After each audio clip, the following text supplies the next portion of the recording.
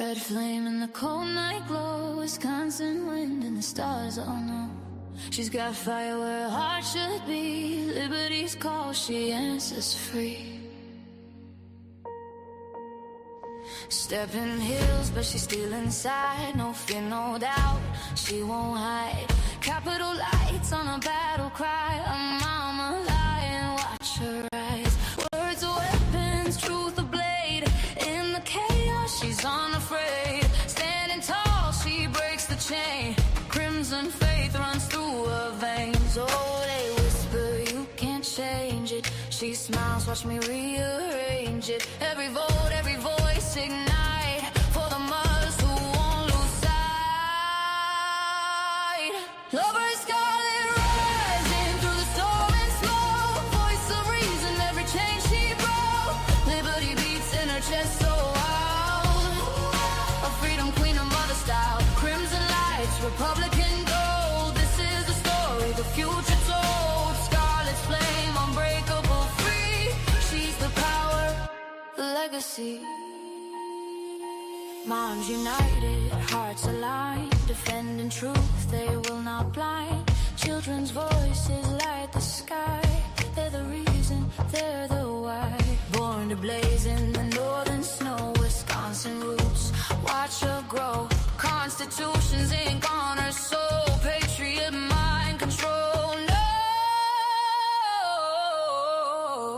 No, she don't bend, she don't fade. Faith and family foundations laid, from freedom halls to every school. She's the queen who rewrites rule. Every scarlet rising through the storm and smoke, voice of reason, every chain she broke. Liberty beats in her chest so wild, a freedom queen, a mother style. Crimson lights, Republican gold, this is the story the future told. Scarlet's flame, unbreakable, free, mom for liberty, eternally. Mom for liberty, eternally.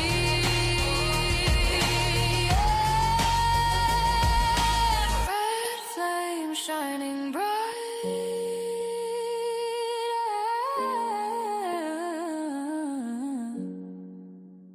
Scarlet's name, liberty's light, forever fight. Every scarlet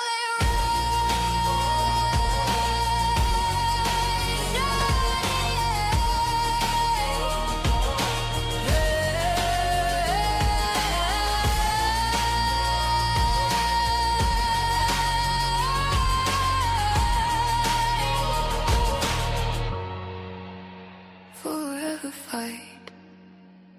Red flame in the cold night glow, Wisconsin wind and the stars all know.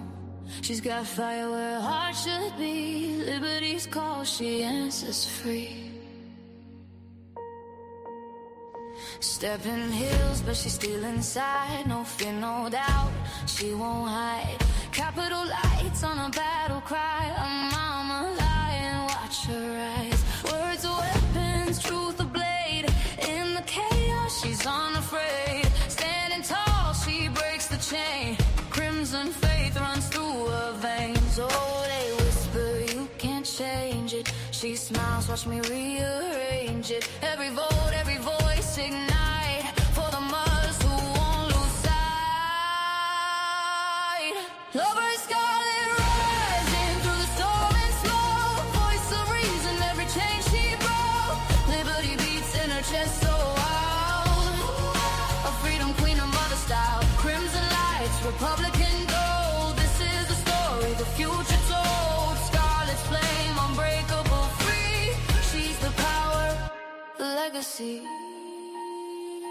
Moms united, hearts aligned, defending truth, they will not blind. Children's voices light the sky, they're the reason, they're the why.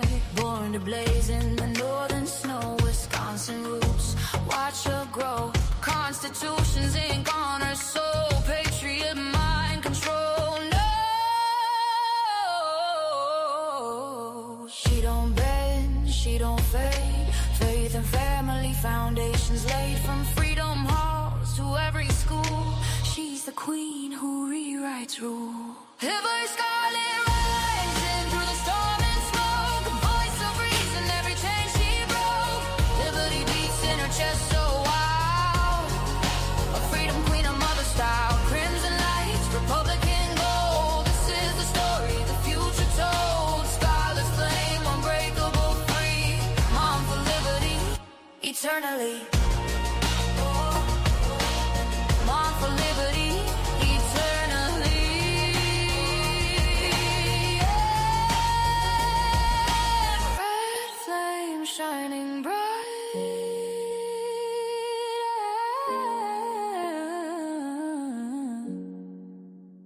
Scarlet's name, liberty's light, forever fight. Every scarlet rise,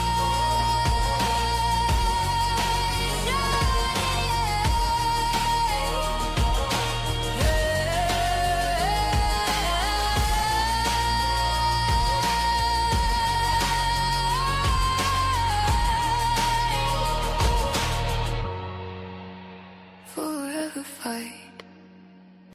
Red flame in the cold night glow, Wisconsin wind and the stars all know. She's got fire where her heart should be. Liberty's call, she answers free. Stepping hills, but she's still inside. No fear, no doubt, she won't hide.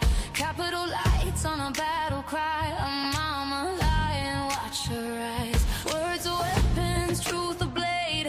In the chaos, she's unafraid. Standing tall, she breaks the chain. Crimson faith runs through her veins. Oh, they whisper, you can't change it. She smiles, watch me rearrange it. Every vote, every voice ignite for the mothers who won't lose sight. Lover scarlet rising through the storm and smoke, voice of reason, every chain she broke. Liberty beats in her chest so wild, a freedom queen, a mother style. Crimson lights, Republican gold. This is the story the future told. Scarlet's flame, unbreakable, free. She's the power, the legacy. Moms united, hearts aligned, defending truth, they will not blind. Children's voices light the sky. They're the reason, they're the why. Born to blaze in the northern snow, Wisconsin roots, watch her grow. Constitution's ink on her soul, patriot mind control. No, she don't bend, she don't fade. Faith and family foundations laid from freedom halls to every school. She's the queen who rewrites rule. Every scarlet rising through the storm and smoke, a voice of reason, every chain she broke. Liberty beats in her chest so wild, a freedom queen, a mother style. Crimson lights, Republican gold. This is the story the future told. Scarlet flame, unbreakable, free. Mom for liberty, eternally. Mom for liberty, eternally. Yeah. Red flame shining bright.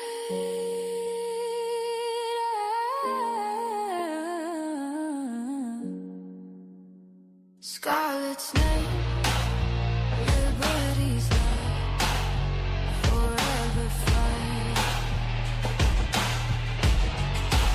Every scarlet rise,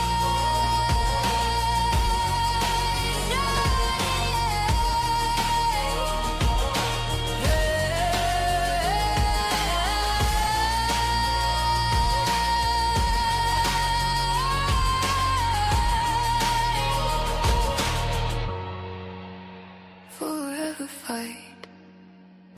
Red flame in the cold night glow, Wisconsin wind and the stars all know. She's got fire where her heart should be. Liberty's call, she answers free. Stepping hills, but she's still inside. No fear, no doubt, she won't hide.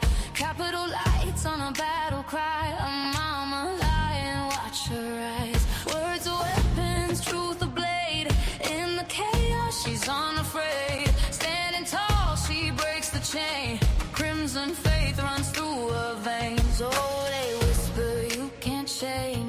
She smiles, watch me rearrange it. Every vote, every voice ignite for the mothers who won't lose sight. Lovers scarlet rising through the storm and smoke. Voice of reason, every chain she broke. Liberty beats in her chest so loud. A freedom queen, a mother style. Crimson lights, Republican gold. This is the story the future told. Scarlet's flame, unbreakable, free. She's the power, the legacy. Moms united, hearts aligned, defending truth, they will not blind. Children's voices light the sky. They're the reason, they're the why. Born to blaze in the northern snow, Wisconsin roots, watch her grow. Constitution's ink on her soul, patriot mind control. No, she don't bend, she don't fade. Faith and family foundations laid from freedom halls to every school. She's the queen who rewrites rule. Every scarlet rising through the storm and smoke. The voice of reason, every chain she broke. Liberty beats in her chest so wild. A freedom queen, a mother style. Crimson lights, Republican gold. This is the story the future told. Scarlet's flame, unbreakable, free. Mom for liberty, eternally. Mom for liberty, eternally. Red flame shining bright.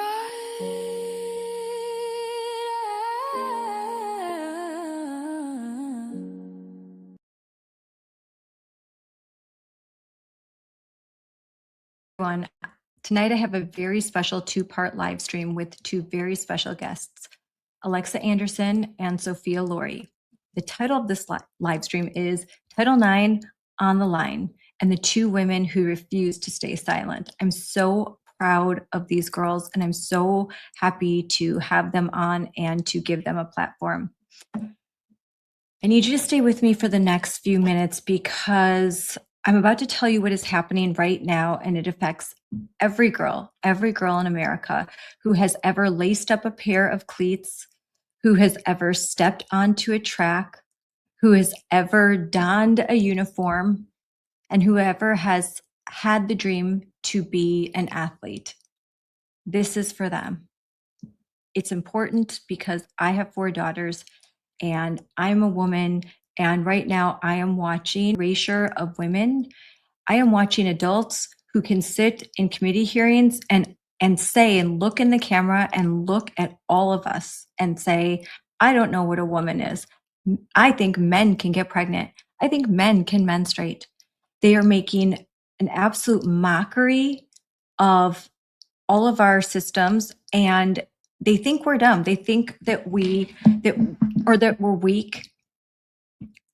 I don't know what they think because they're crazy. So I really don't care what crazy people think too much, except for the fact that they have such control over academic institutions, from preschools to elementary schools to middle schools to high schools to colleges, now to medical schools, law schools, engineering. I mean, 2 + 2 does not equal transgender. Okay? We've got to stop living by lies. We have to start standing for truth. And that time to start is right now. Title IX passed in 1972. Title IX is really, it's not all about women's sports. Okay, Title IX is about protecting women and their opportunities, protecting them from harassment, providing for them the equal opportunity to participate. When there is no definition of women, when there is no binary male and female, then what's the purpose of Title IX? Right now, Title IX is on the line. We are here right now standing up for truth, for biological reality. We want to restore the promise of Title IX. We are done playing games. Tonight, we're going to talk a lot about California. And you know, Gavin Newsom admitted on a podcast with the late, great Charlie Kirk, that this issue is deeply unfair. Those are his words. Yet he did absolutely nothing. And since then, he's recanted because now he calls girls that stand up and call out A.B. Hernandez, a pretend female that is robbing women and girls of their opportunities. He says any girl that's saying, hey, this isn't fair, well, they're a bunch of bullies. He's now, as usual, thumbing his nose at the Department of Justice, the Trump administration. He's Secretary Linda McMahon, and it doesn't matter. The Supreme Court stepped in Mirabelli, and they still are in open defiance. I was at the hearing. Okay, there was a hearing that you're going to see clips of, and there are superintendents from Virginia. They're from San Francisco and from Chicago. And if you watch the whole hearing, you can see that they're waffling. They're humana. Like they are trying not to say the quiet part out loud. But when pressed, they can't help themselves. We're also going to talk about Oregon, a girl named Alexa Anderson, who placed third at a state girls high jump championship just last year. She stepped off the podium in silent protest. An official escorted her away, her and Reese. They withheld both of their medals just because they respectfully and peacefully refused to get on the podium. And they wanted to somehow make a statement about the fact that there was a boy in this competition and it wasn't fair. It wasn't right. They try to take away the medal. They escort her off the stage. She gets death threats. She gets mocked. She gets ridiculed, but she still shows up and she still fights. And she's really brave. And you're going to hear from her. You're going to hear where she is now and why she's still in the fight. And I think it's really important to listen to both of these girls and what they have to say. They have skin in the game. They're young, both athletes. One has been forced to compete with a biological boy, and the other is a championship soccer athlete. Her entire life, all she's ever wanted to be is a collegiate athlete. She achieved her dreams.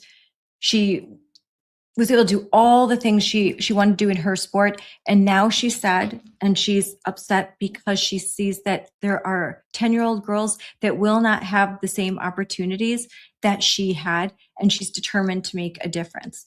And that's Sophia. So I'm so pleased to have them both on today. Please, right now, share this. Whatever platform you're watching it on, share it. Share it with the people in your life that you think need to hear it. If you're listening right now, share, and comment, and engage, and show that you support these girls, you support this issue. And now is the time, because we're awaiting two very big SCOTUS decisions. Today, I was online, SCOTUS blog, waiting, and nothing yet. So I'm going to be in DC next week, Thursday, with my own daughter. I hope to hear that the U.S. Supreme Court has made it official and that the states that provide protections for sex-separated sports, for female sports, that they prevail. And we're going to talk about this as you listen to the podcast. So I don't have to get into that too much right now, but here's a few updates, because I think the tide is turning. The Supreme Court, again, this hearing is due out every Thursday. The Supreme Court releases its opinions.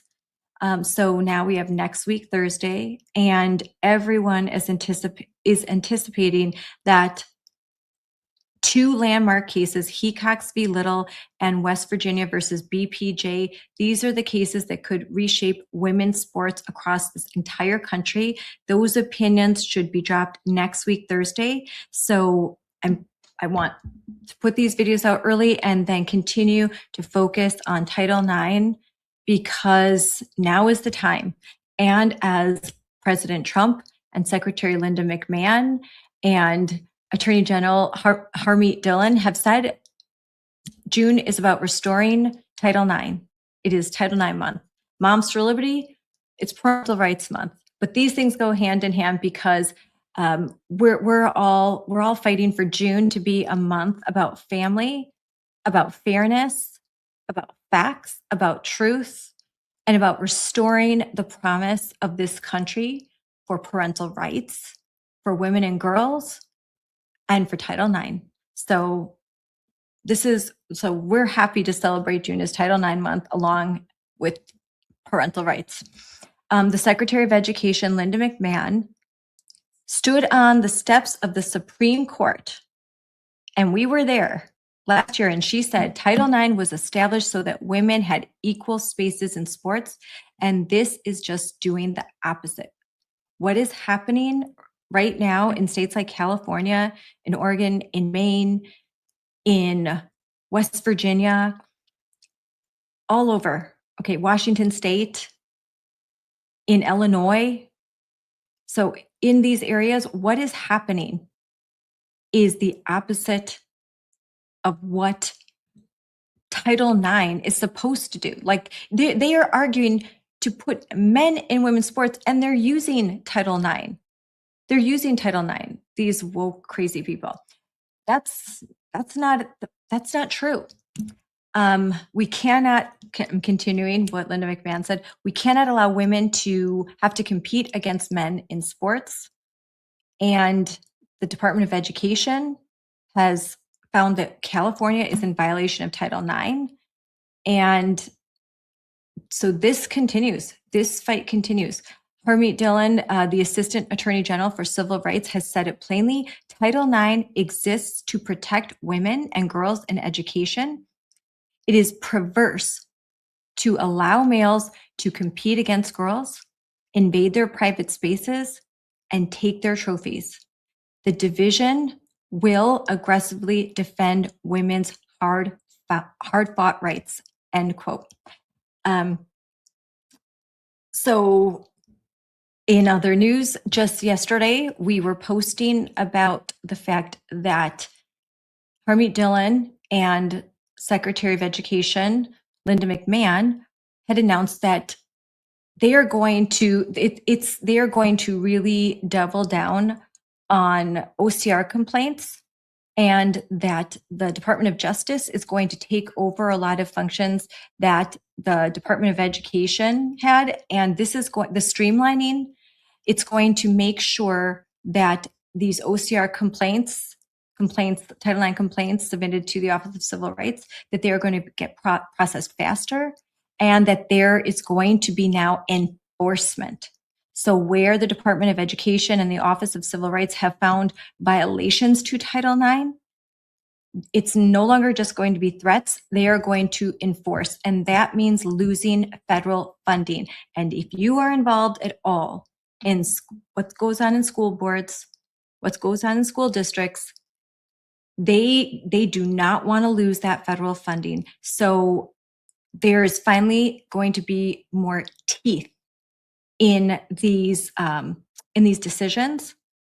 When the Office of Civil Rights and the Department of Education find that school districts are in violation of Title IX, these school districts are no longer going to just laugh in their face like, ha ha ha, let them eat cake on the podium with A.B. Hernandez while we go and read some more of Judith Butler. They're not going to be able to do that because they will start to lose funding. And that is going to be that's going to be the bridge that they cannot, that's a bridge too far for them. Because one thing they love more than themselves, these woke educrats, it's money. Maybe they love money and themselves equally, I don't know.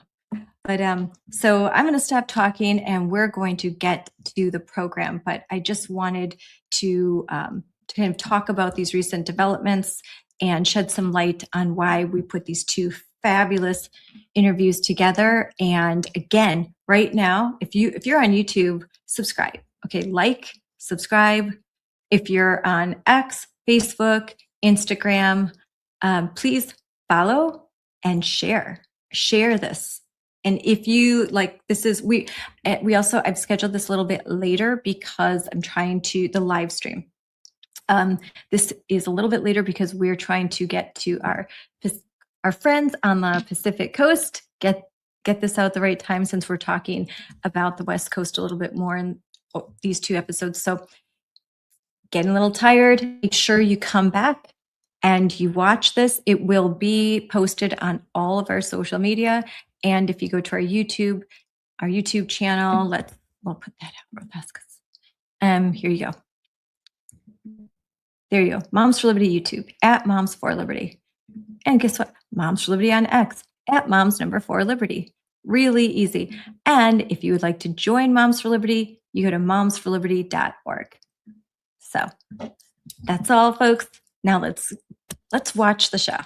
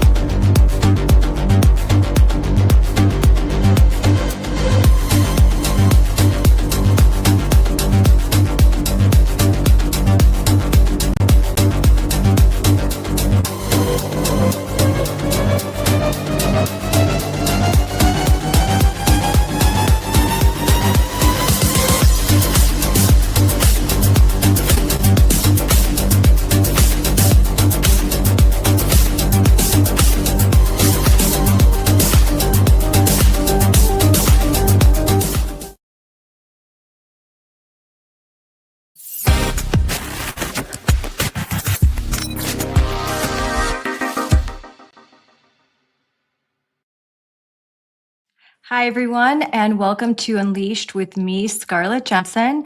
And I'm here with a very special guest, Alexa Anderson. Alexa, thank you for coming on.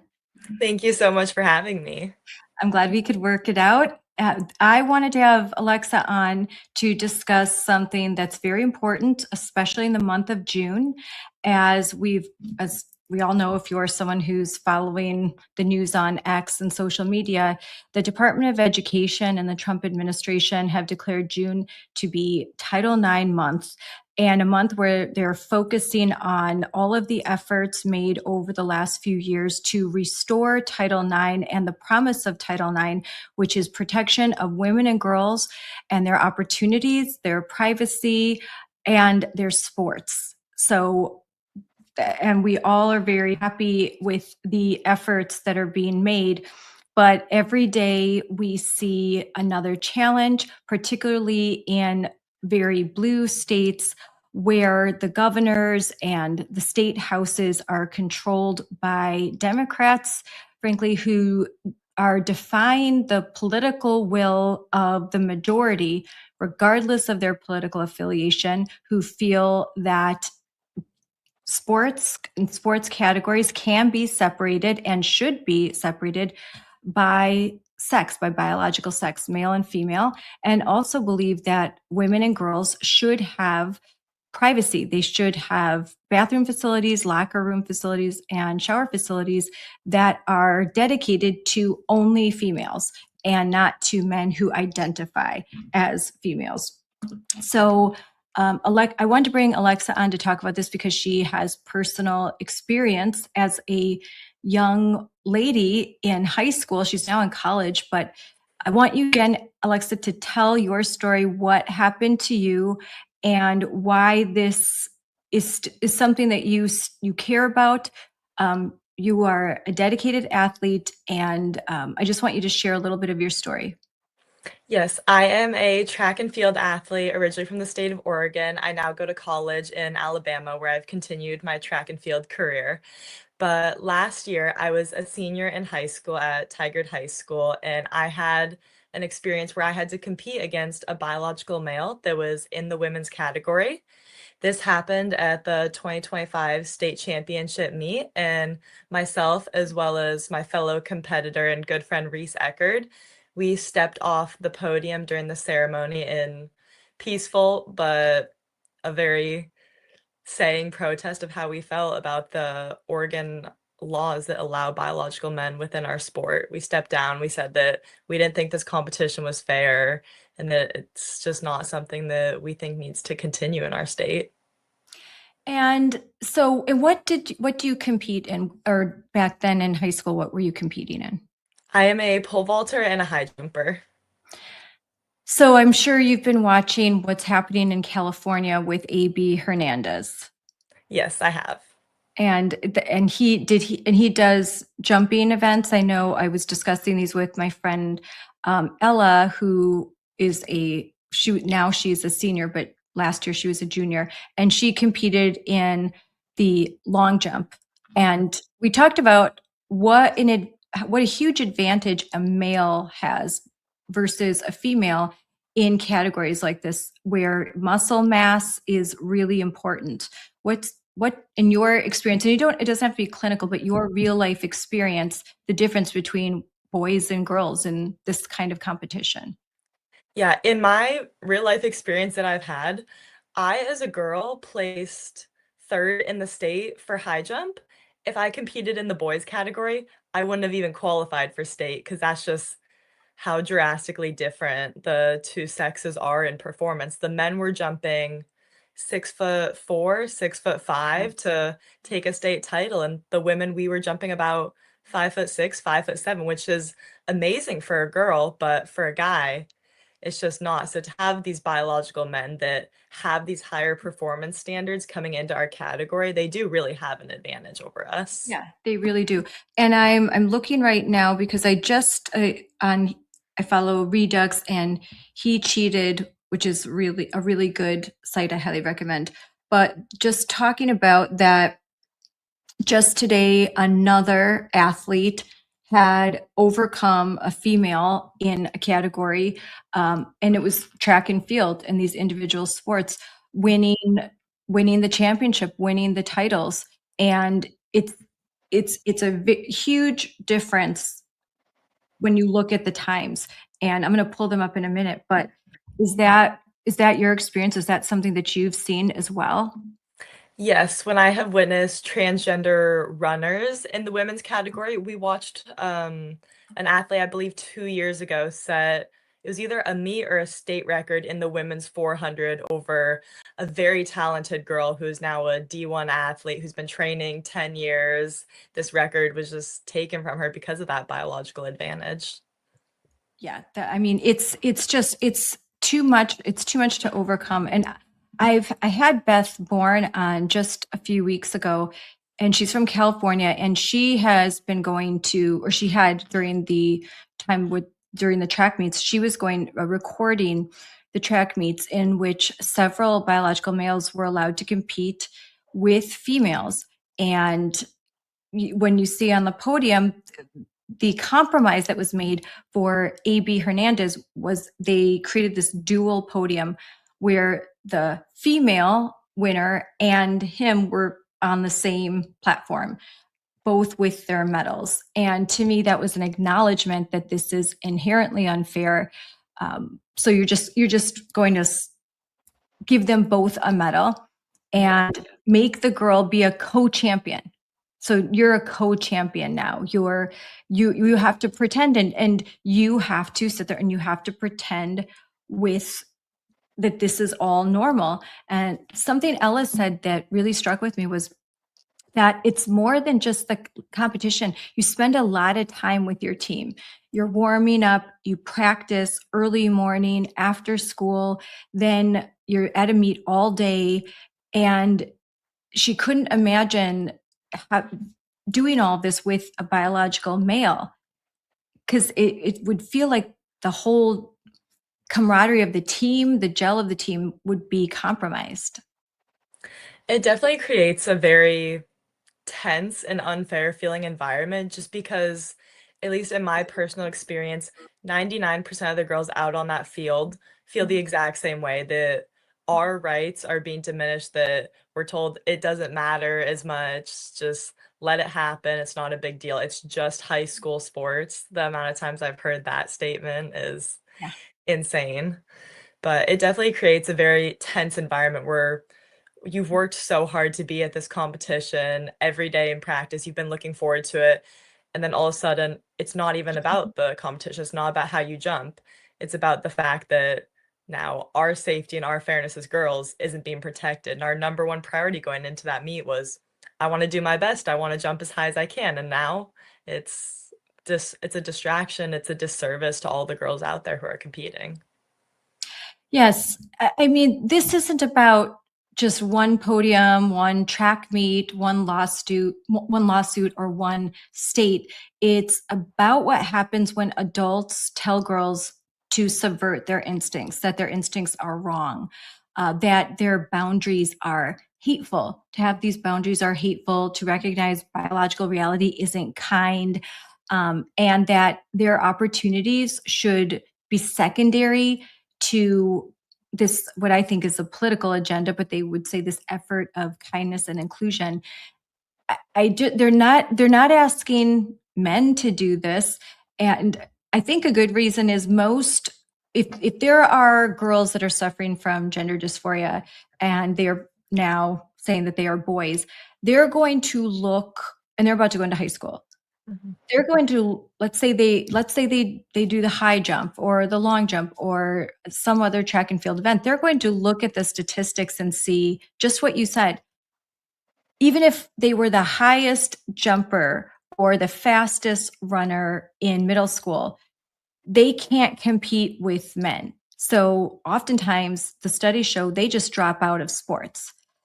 But however, boys that are now identifying as girls, they look at the stats and they think score. Like I can run away with this. I can be the champion. I can get a scholarship to college. I can so it's just more likely because of the biological realities of humans that boys are going to have an advantage. So they're going to want to participate and compete at an all female level, especially if they were competing against men. Their scores would not be nearly as good. They may not qualify. Yeah, there's just such a biological difference. I mean, if you look at any federation outside of the high school programs, there are laws and limits as to how high a female's testosterone level can be in order to compete within that. And a transgender athlete, a male that has transitioned into a female, even on hormone suppressants, cannot get their testosterone level down to that legal limit because that, for one, would not be safe for their body and the way it's made. And for two, it would be medically negligent for a doctor to allow someone born as a man to bring their testosterone levels down that low because it's just dangerous for them. So in any other instance, it's illegal for them to compete in the women's division, but a lot of high school federations refuse to acknowledge that and refuse to state that yes, there are testosterone limits because it is considered to be a performance enhancer. Yeah, and I'm looking right now on Icons, their X page. The International Olympic Committee announced that they are going to strengthen the protections for women's categories in order to ensure a level playing field. So if they can recognize, if the Olympic Committee can recognize that they now have to test, and they're going to do that for the next Olympics for 2028, they are going to test all the athletes, all female athletes, and test for a chromosome which would tell them that this is a biological male. And that seems only fair. So if they're going to do this at the Olympics, they recognize that there is an unfair competitive advantage. I don't know why it's so difficult for the NCAA to have a uniform requirement so that we didn't have this kind of dichotomy, like where half the states in our country have put into place statutes, laws that prohibit males from competing in all female categories, and the other half are like anything goes. Yeah. As far as the NCAA goes, which is where I now compete for college, I believe recently we have gotten protections for women's sports, not allowing biological men into women's college athletics, at least at the Division One, two, and three levels, I believe. I'm not sure about NAIK or junior collegiate, Mhm, but at the high school level, it's still such a problem. And I mhm. have so many people who say, it's just high school sports. It doesn't matter. Just let everyone do what they want. But it's so much more than that. High school sports is how I got to be a Division One athlete. If I didn't Yes. have these opportunities, if I wasn't able to compete at these meets, let's say because I was pushed out of a podium spot by a biological male, I wouldn't be where I was today. Yeah, I'm actually, I'd have to look it up a little bit more because according to, because AB Hernandez just graduated from high school and is considering options for going to college. And I think there are probably some colleges where they'd be willing to take him on, let him on the team, and file a lawsuit. And they would be supported. As you know, there's a lot of money and a lot of firms, ACLU, for example, that will take these cases and they are fighting for what they term transgender women, but they're biological men. Um, last time I saw you in person was in January, and that was in front of the Supreme Court, where two very important Supreme Court cases were hearing oral arguments. Hecox v. Little and West Virginia versus BPJ. You were there. And I'm sure you recall that the ACLU lawyer said, "What's the big deal about BPJ? Just a average athlete is not going to take any opportunities away from girls. Just a mediocre athlete. Be nice, be nice." And then to find out that BPJ won as a sophomore, won in shot put the female championship, beat everybody. So that wasn't true. BPJ, it wasn't just a mediocre athlete. Why do you care? Why are you pushing this? Um, Turns out that when competing against females, he's an elite athlete that's taking their opportunities. So even if he wasn't, I say we have to protect um, female sports and female private spaces, and regardless. But that argument that, oh, just let them play, they're not even that good. The women should just, and you know what? They should compete harder. That's another one. You'll hear AOC say, like, well, then the girls should just train harder if they want to compete. What do you think of that? Everything that I talked about, I kind of threw a bunch at you right now. Yeah. Those statements are some of the ones that get under my skin the most as a female athlete who's been in sports since I was 5 years old is train harder, just work harder, do better. I've heard that statement so many times, and I have worked my butt off as hard as I possibly can. I was sixth at the under 20 national championships last year, which was a huge accomplishment for me. I worked so hard to be there, and to have people tell me, you just need to train harder, you're just not working hard enough. It's just the most frustrating thing because I remember ever since I've been involved in sports, just watching the boys, even when I was in gymnastics, probably around 7 years old. It's like, why can they do all these pull-ups, all these push-ups, and I'm struggling? We train the same amount of hours, we do the same stuff, but their bodies are built differently, so they can do that, and I can't. They put on muscle differently than I do, and it Yes. took me a while to learn that, but now I know that, and just hearing people say train harder, I train as hard as I can. I'm never going to be on that same level because my body's not meant to do that. So it's just a really shallow and I think uneducated statement for people to say. Well, I was watching the UFC fight on the White House lawn yesterday, and they have different weight categories. You can't say a lightweight contender, go compete against a heavyweight, and if you can't win, just train harder. Okay, because there's a reason why there are these differences, even in male sports. They still will have some differences. They'll have, and the same for females. With rest, they'll have weight categories. Why? For fairness. because it's not about beating somebody to, a bloody pulp. It's not fun if it's not fair. Yeah. You know what I mean? And you know more than anything, you're like an athlete. If you're in a level playing field and you're not the number one contender, that's okay, because you gave it your all and someone else just did better, and you accept that, right? This isn't about I'm just upset that I didn't win. And that's another statement that's made, especially about Riley Gaines. Oh, she's just a sore loser.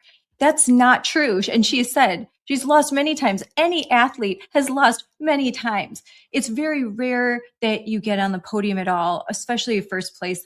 But that's the journey. That's the fun of it. That's the challenge. And that's why winning is so sweet when it's fair. But when it's not fair, how do you feel? And do you have a right to feel that way? I think that everyone has a right to feel like they've been kind of disserviced with everything that's going on, because all of us girls work so hard to be there. I know every single girl that was on that podium at the 2025 state high jump meet. They've worked their butt off. I've competed with them for 4 years. We've all watched each other progress and improve and cheered each other on. But when you start to take away the fairness within our sports and kind of say that all our hard work doesn't really matter, then a lot of people feel really angry and really upset. And I think they have the right to feel that way, because it's not all about winning. What happened with me and Reese at the 2025 state championship, we placed higher than the biological male that was on the podium. We were third and fourth. The biological male was fifth. So we weren't there saying, oh, we lost and we're upset. We were there saying, there's a girl in ninth place who should have been in eighth place and been on that podium and scored a point for her team. There's a girl who didn't get to come to this meet because she was beat by a biological male. There are so many girls that lost opportunities and may not seem huge to an outside perspective, but they are huge, especially to a high school girl who has trained that hard to be there.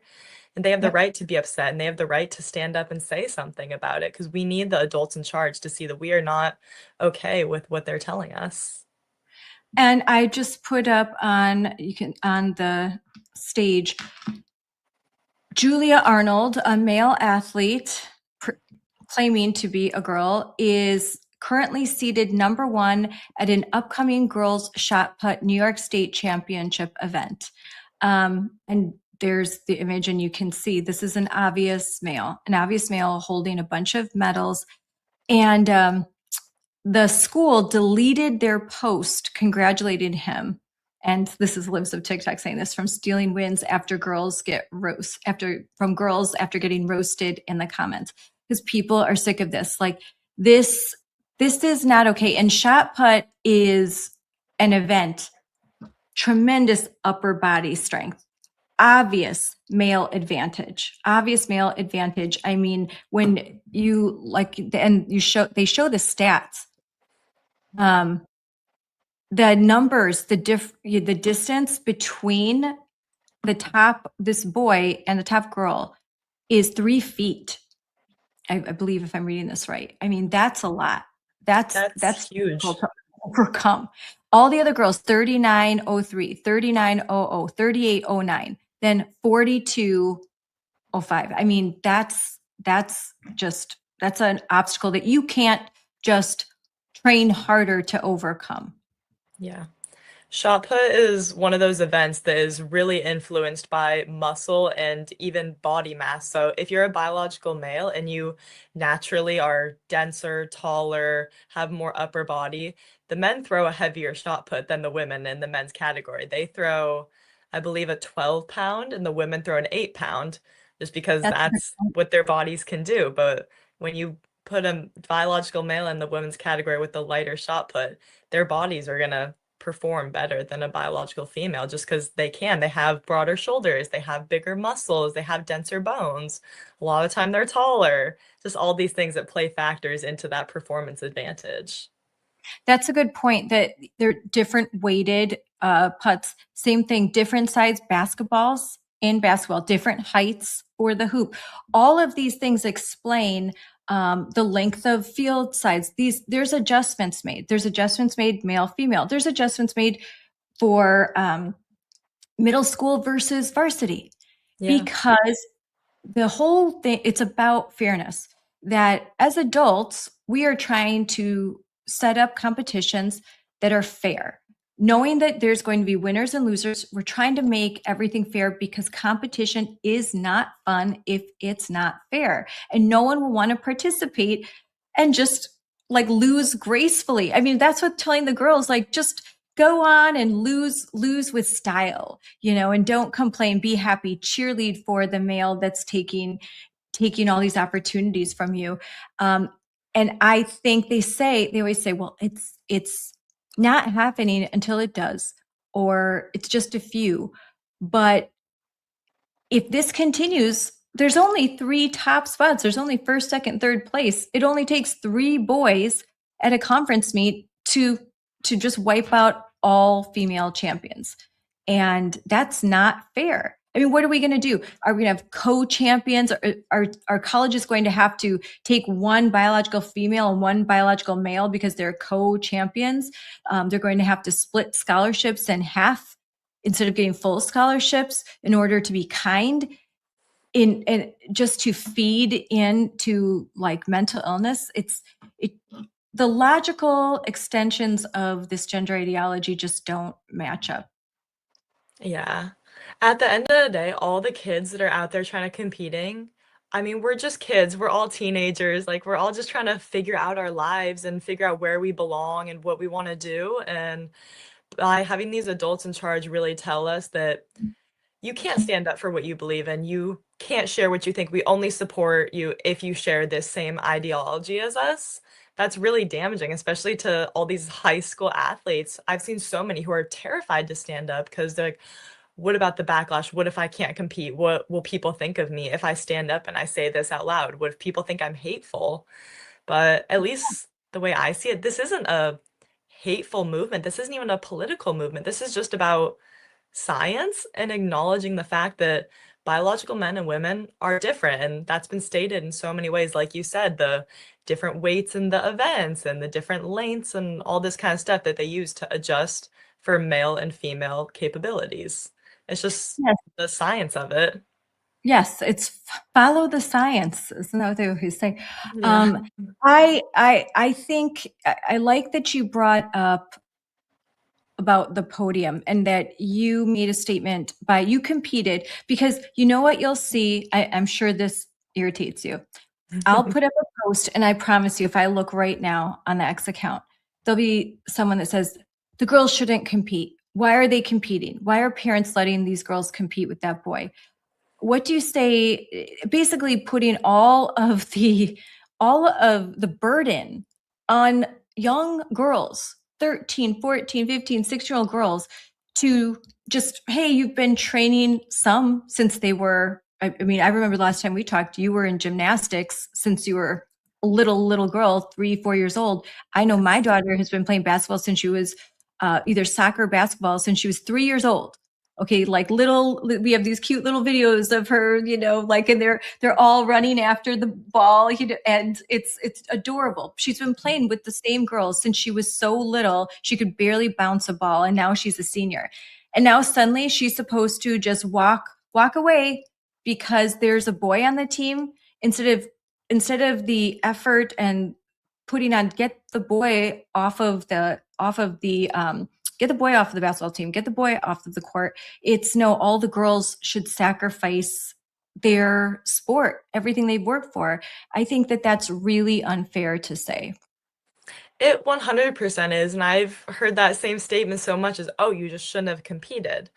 But the thing about that is track is an individual sport, but it's also a team sport. By getting on that podium, I scored points for my team, which helped us place higher as a team. If I had not competed, I would have not only been doing myself a disservice, but my entire team. They were relying on me for some of those points because we knew I could get them. So if I didn't compete and I got 0 points for our team, that's being a bad sport to everyone, to myself, my team, my school, and everything that they've done for me.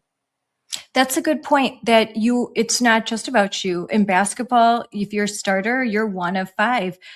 In track, even though it can be individual sport, collectively as a team, those points are added together, or there's relay. You're needed. And if you're not there, then the team may not place. And there are girls whose entire collegiate future rides on a scholarship. I mean, look at how expensive college is right now. You're asking girls to walk away from their scholarships and their opportunity at the college of their dreams. So all of these things girls should sacrifice to make a point. And I like what you did, and I know Jennifer Say has talked about it a lot, that you competed, you accepted your award, but you didn't get on the podium. Without any judgment, do you think that that is something that girls should consider? And if they don't, that's again, no judgment. Girls, they're the victims in this. I mean, even though these are tough girls, they don't want to consider themselves victims. I'm not going to place anything on the shoulders of these girls. I'll put it on the parents first, but and the coaches and all the adults. But do you think that an option is what you did? Don't get on that podium next to AB Hernandez. Don't stand there and go along with this pretend game. Do you think that that's something that girls should consider? I definitely think it should be a consideration because I don't think we should have to back out of our sports to prove a point. I don't think we should have to no show at meets or do anything to say that this isn't right because we've trained to be there. I mean, our parents have paid money to get us there. Our teams have paid money to get us there. It's a big thing to be able to be there and compete. It's an awesome thing. But by just not getting on that podium, I didn't think it would have as big of an impact as it did, but as people have seen, me and Reese's video kind of blew up an insane It blew amount. up in a big way. You ended up this time last year. You were presented an award. Talk about that.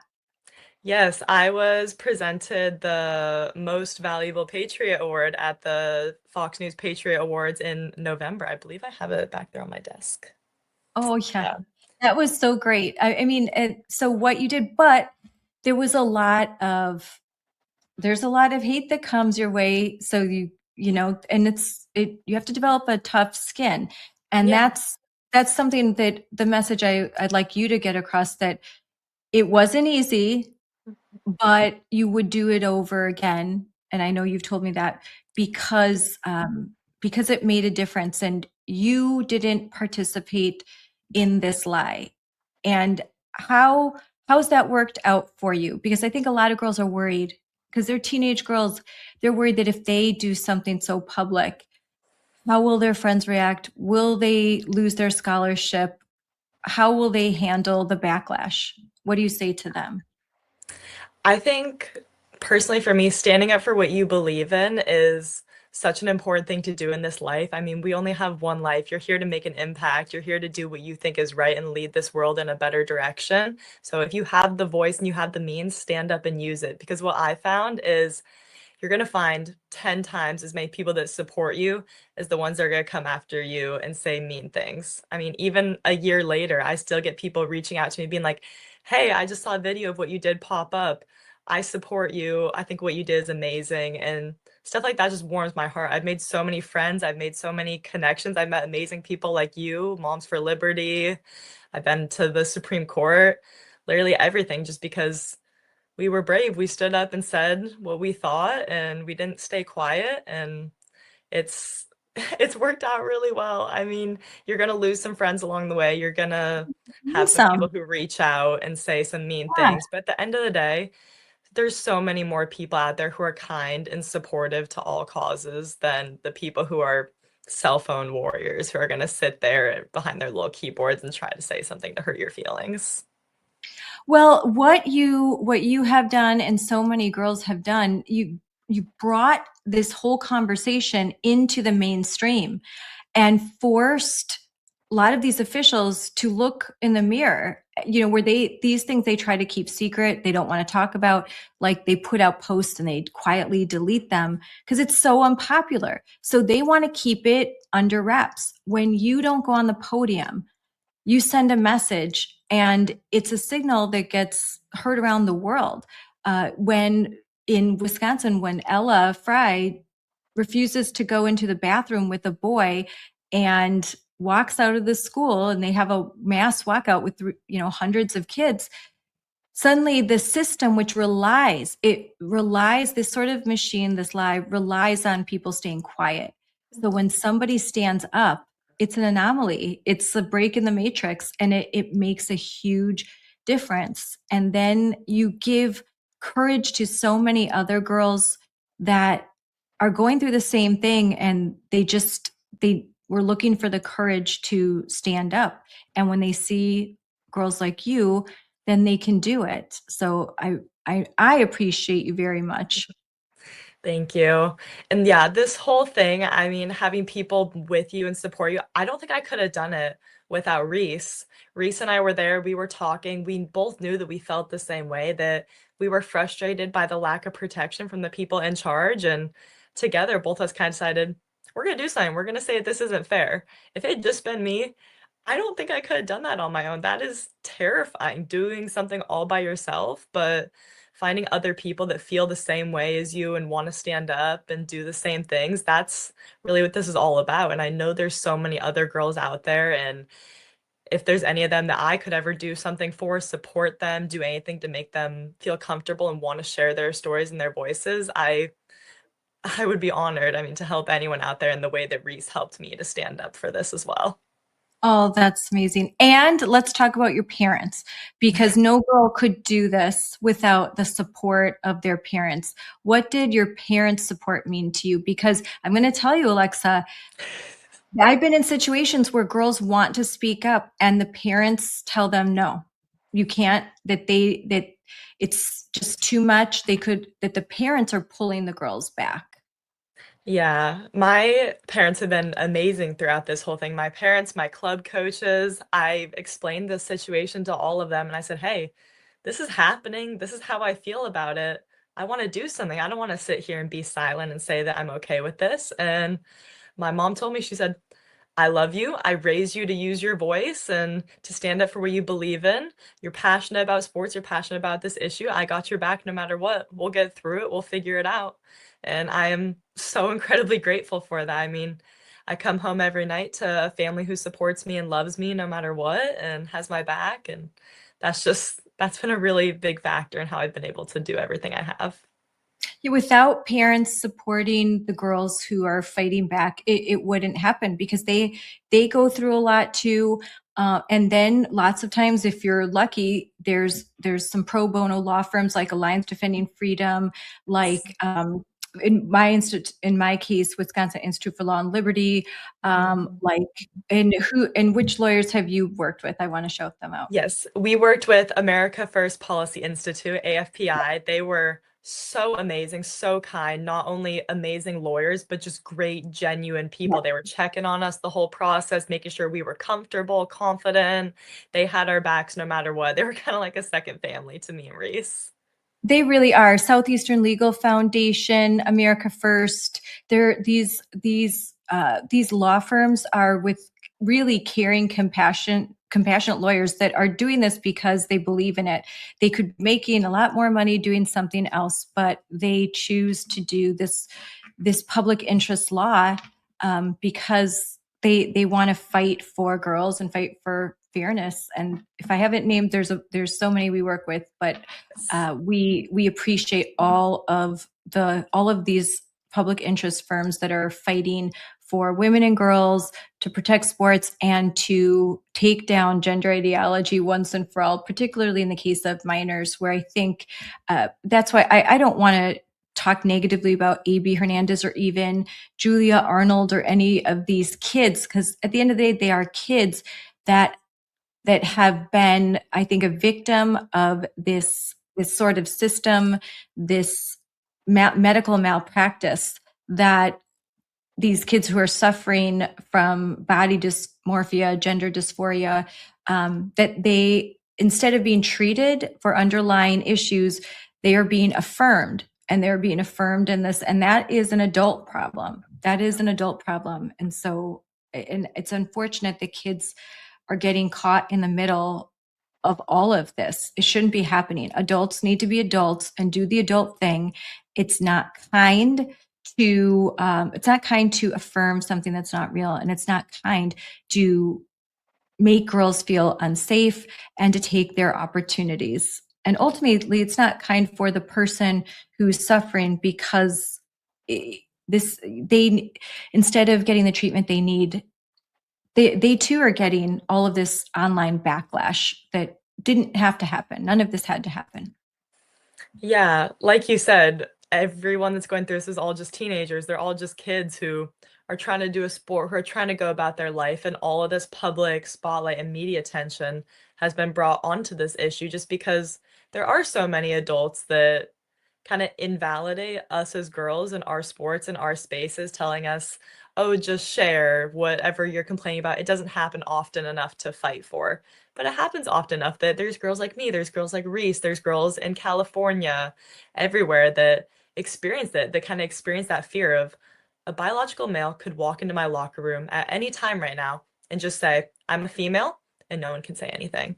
And that Yeah. thought is just terrifying. I mean, there's so many ill-intentioned people out there that are going to see that as opportunity. And I'm not Yeah. saying that transgender people are predators or they're trying to do anything like that, but there are predators and ill-intentioned Yeah. people who are going to see this transgender identity as an opportunity for them and as a loophole to get what they want and be in women's Yes. spaces, which is terrifying as a young girl. Yes. And how do you know the difference? I mean, this is a question that's been asked. Actually, I heard a young teenage girl ask that of administrators in New Richmond, Wisconsin. How do you know the difference? How do you know that this is a boy who really feels like he's a girl, or if this is a boy that just wants to watch us change in the locker room? How do you know? And there's no answer, and they don't know. And that's why it just makes sense. That's why we have male and female spaces, particularly when as kids go through puberty, because once that happens, it's like you got to separate, because it's not there could be dangerous and potentially harmful situations, and kids are embarrassed. Boys don't. In Virginia, we had the situation with middle school boys that had to change and undress in front of a biological girl, and they didn't like it. They didn't want to have a girl in there. It made them uncomfortable, and they ended up getting nearly kicked out of the school just for saying, "Why is she here?"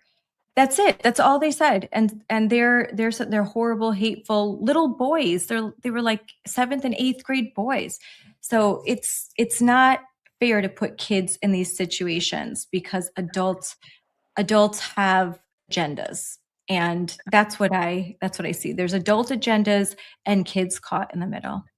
Yeah, it is very unfortunate that those are even worries that we have, worries that these ill-intentioned people will come into our locker rooms and do stuff like that, but they are a real worry in this society.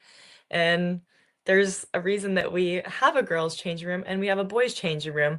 And I know there are a lot of places who have kind of made gender neutral bathrooms and everything that if someone doesn't feel comfortable in either one of those spaces, they can use, which I think works for some people who are maybe shy or uncomfortable with themselves or Yeah. something like that. That's a great opportunity for them, but they shouldn't just be able to go back and forth between the men's and women's locker and be, I identify as a girl today, I identify as a boy tomorrow. I'm going to use both of these Yeah. locker rooms because there's so many things that can be so unsafe, so uncomfortable, and just really not a good situation for anybody, and that needs to be protected.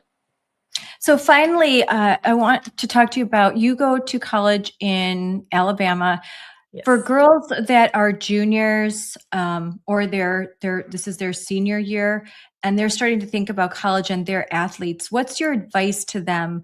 Because while we'd like the NCAA has altered a little bit, but when push comes to shove, if you are in certain states and there's a biological boy like AB Hernandez that wants to join your team, and you're in California, chances are he's going to be on the team. I mean, that's until the Supreme Court steps in, until we've got the legislation and we've got the will to really fight back against this once and for all. That's going to happen. So, but there are states, and Alabama is one of them, where they have state law that protects all female categories, and the culture of those states would not be hospitable for a boy competing in girls athletics. So what's your advice to girls who are athletes as they start to look at what college they want to attend if they want to keep playing in college? My advice would be to not only look at the stats of the team. I mean, you're going to have some of these amazing teams out there that might not be as supportive of this issue.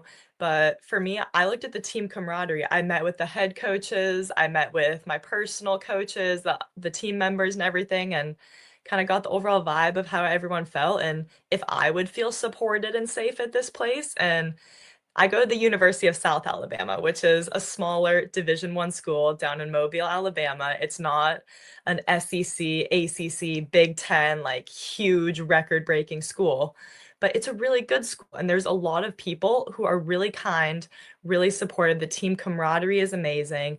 Everyone's a hard worker. You don't need to go to some big name school if that's not where you feel supported, because this is where I feel supported at my little Sunbelt conference school with my amazing coaches and my amazing teammates who I know will have my back no matter what. Yeah, that's great. I think that's good. You look at the overall climate. Look at where you would feel safe.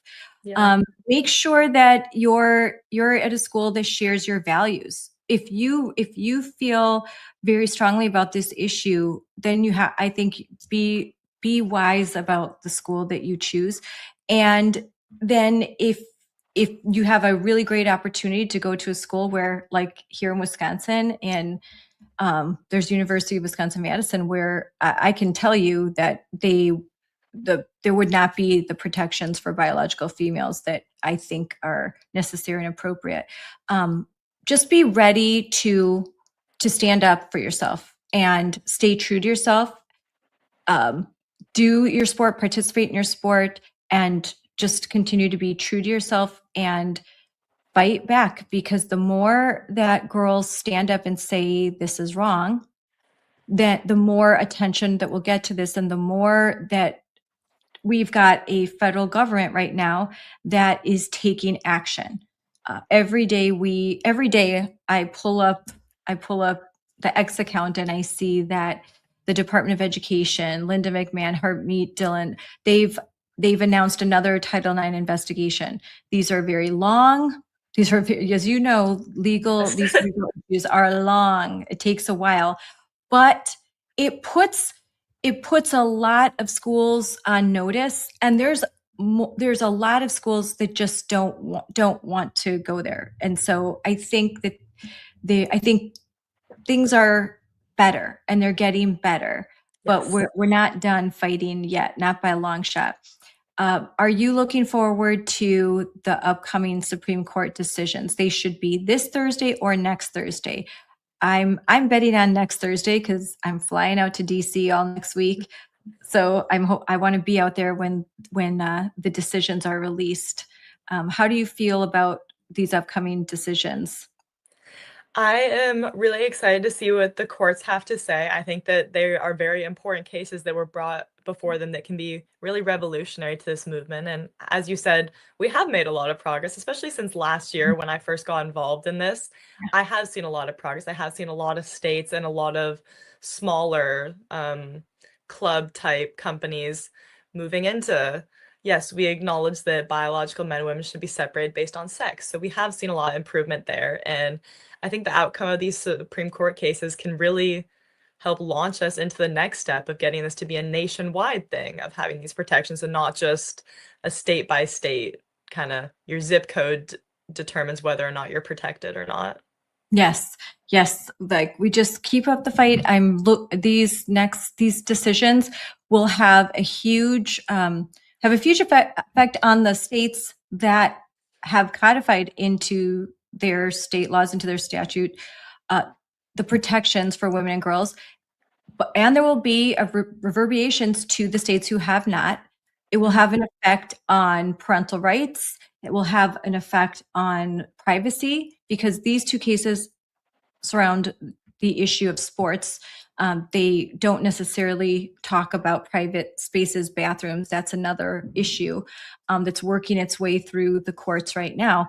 But it's certainly a good decision, a decision that affirms biological reality will be helpful for all of our friends who are lawyers and for parents and girls all across the country that are concerned about this issue. So, well, thank you, Alexa, so much for coming on.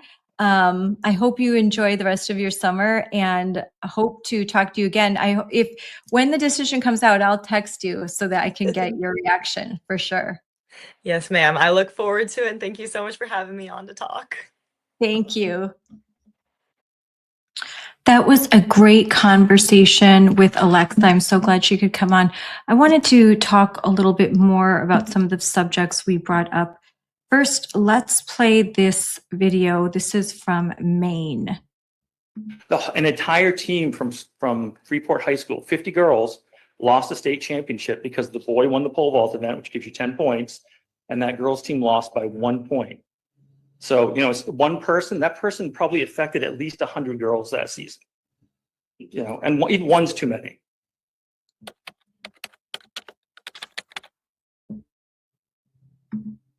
Amen. Stop the gaslighting.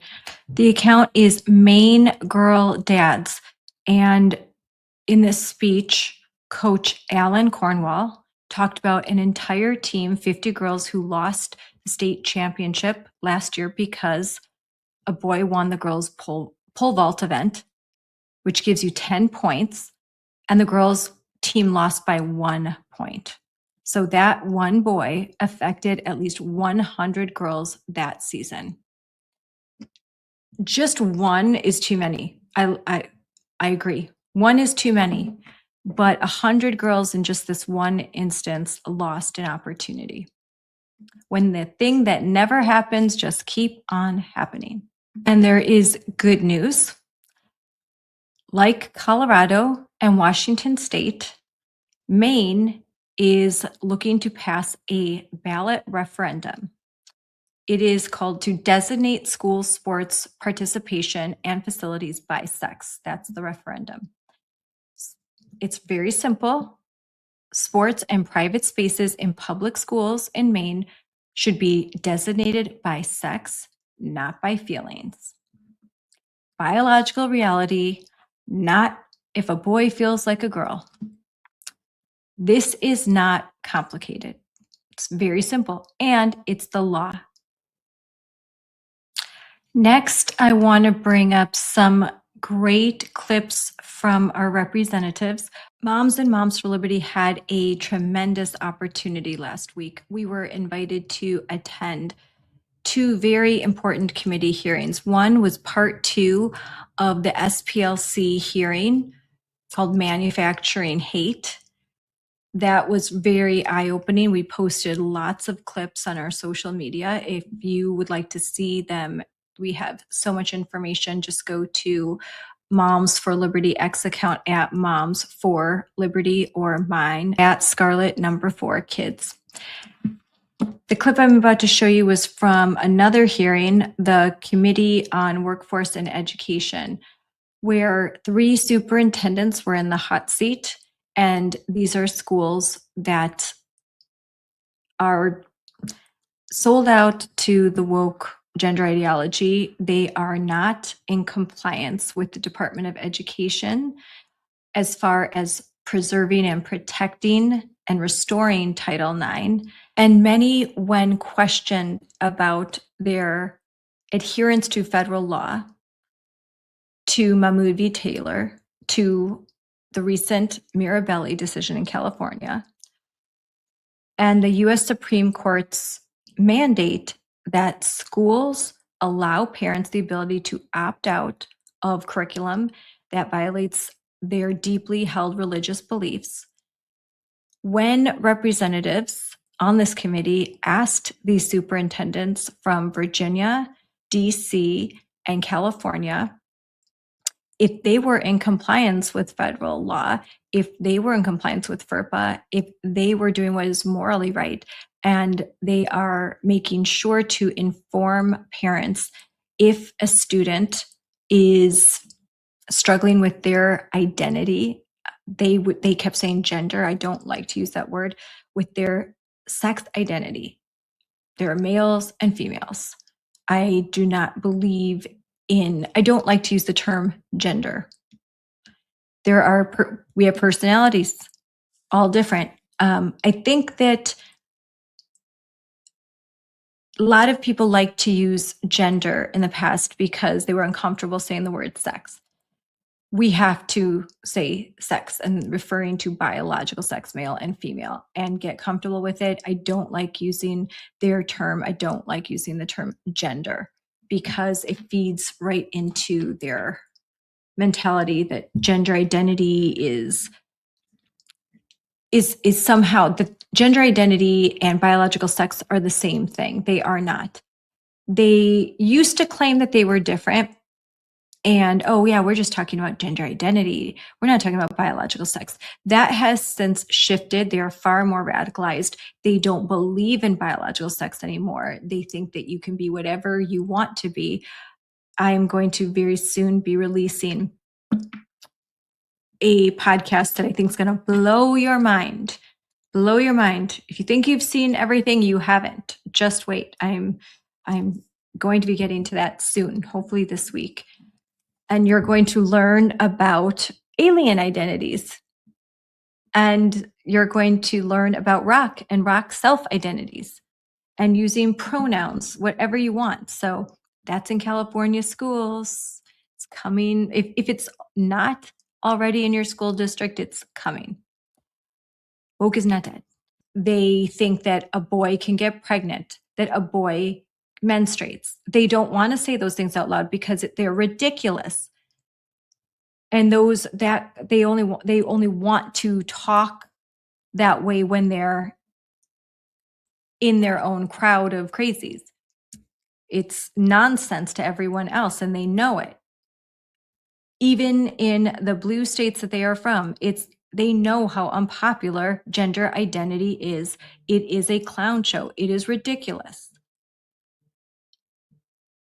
They also squirmed a lot about parental rights. They said the things. Oh, parents are our kids' first teachers. We love parents who agree with us. Parents are great. We want to partner with parents who are down with the woke agenda.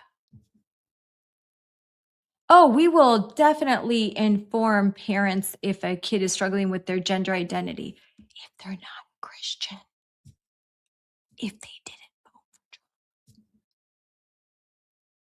That's the truth. Their version of consent is not our version of consent. I'm going to talk about that more with James Lindsay. We had a really good conversation in San Diego that's going to be coming out. Lots of great content. Been very busy, and that's why we weren't on for a little bit, but coming back strong with lots of really good content. So they say words, but what do they mean? You should pay, if you really want to know, if you want in-depth sort of digging, you should go to M4L Academy, where we really dive into these things. But let's look at some more. About weeding out any text. I think a variety of perspectives are important. Okay, because back in 2014, that sounds like censorship, right? Weeding out text. But back in 2014, when you were superintendent of Virginia Beach City Public Schools, you tweeted out a picture of the ABCs of Diversity poster. The W encouraged teachers to weed out texts whose language is not gender neutral and free of stereotypes. Do you still believe that? I think I responded. I think that we should have a variety of texts and a variety of perspectives available to our students to read. Do you still believe in weeding out, let's say, I don't know, To Kill a Mockingbird, Heart of Darkness, the Odyssey, the Iliad? Of course not. Cicero, okay, good.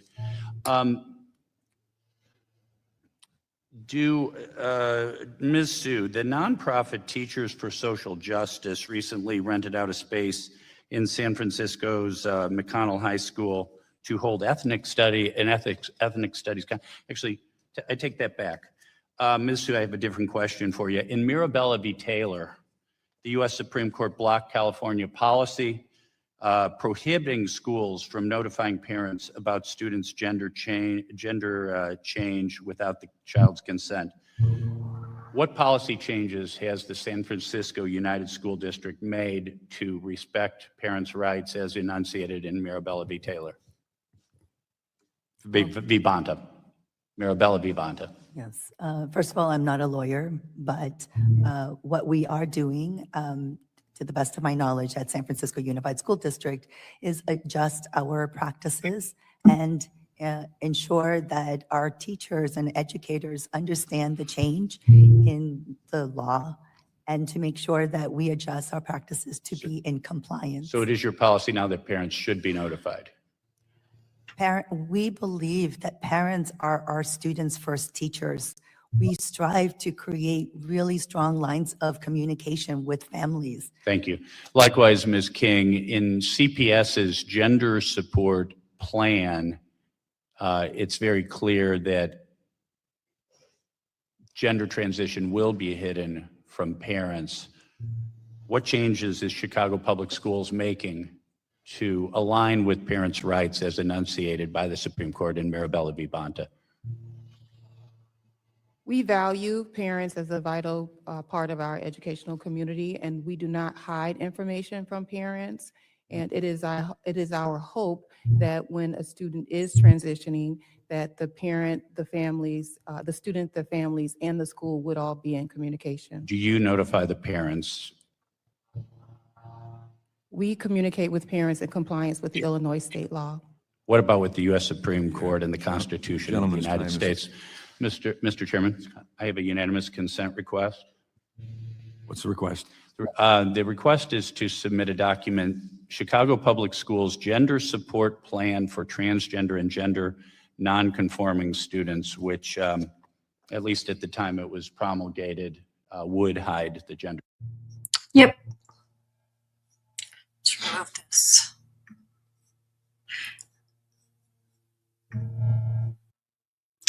Yeah, when pressed, parental rights for some, parental rights for those who are on the same team, part of the same religion. When they say, oh, like just what I said before, when we support all parents, we support all parents who agree with us. That's the quiet part. This is the fight. Girls are being told that their privacy, their dignity, their safety must take a backseat to radical gender ideology. Parents are being told that their fundamental right to direct the care and upbringing of their children should take a backseat to gender ideology, to whatever ideology is the reigning supreme of the day.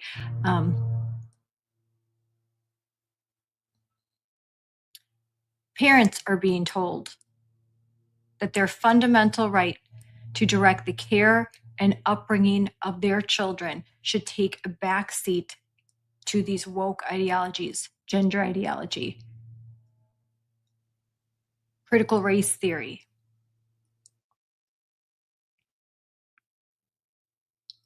School leaders will barely say it out loud.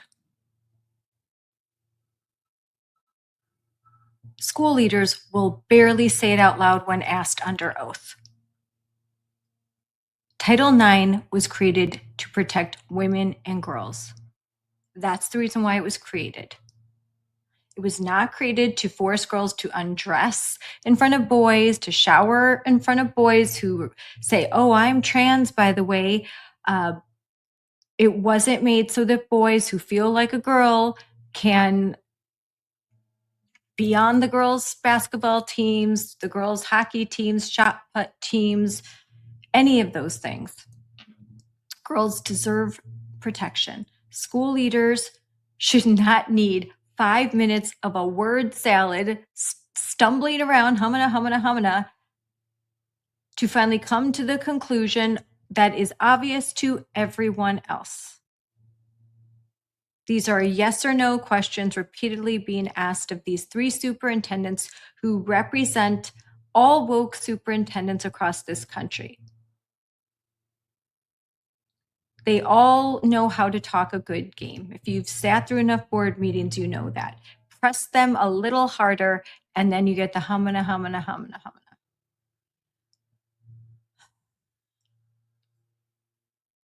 This next clip, I just have to play in the entirety because it's so good.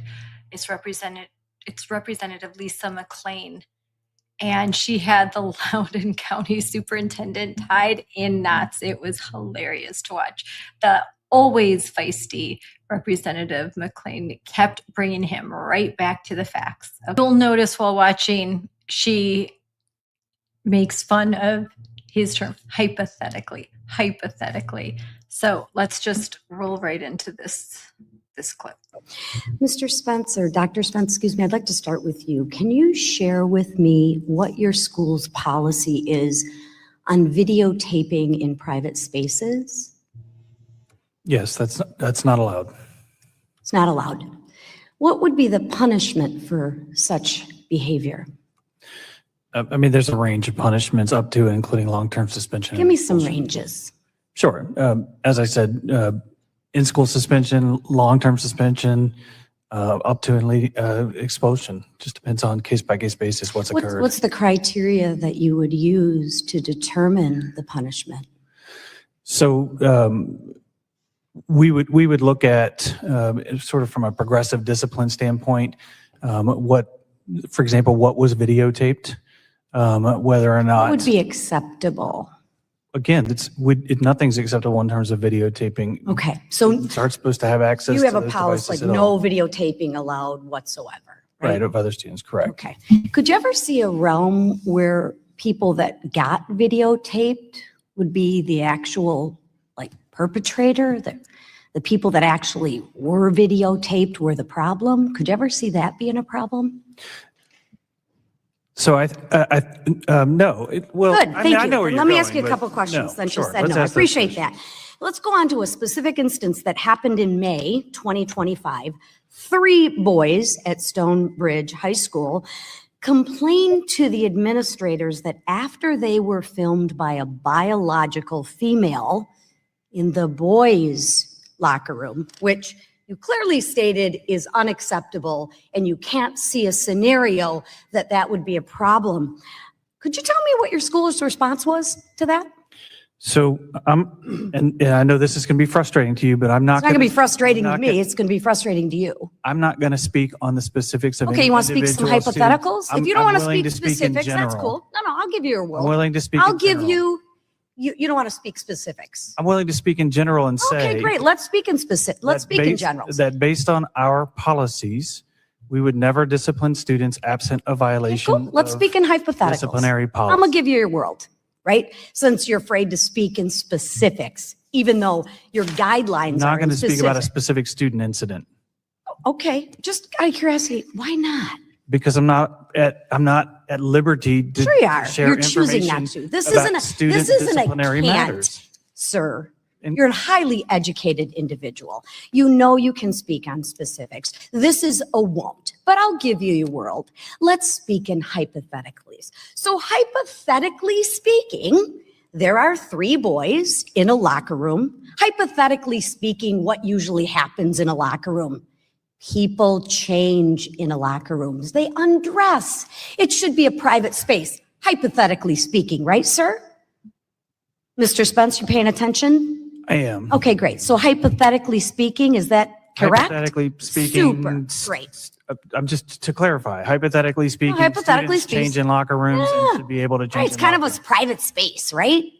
Yeah, good. I'm glad we agree.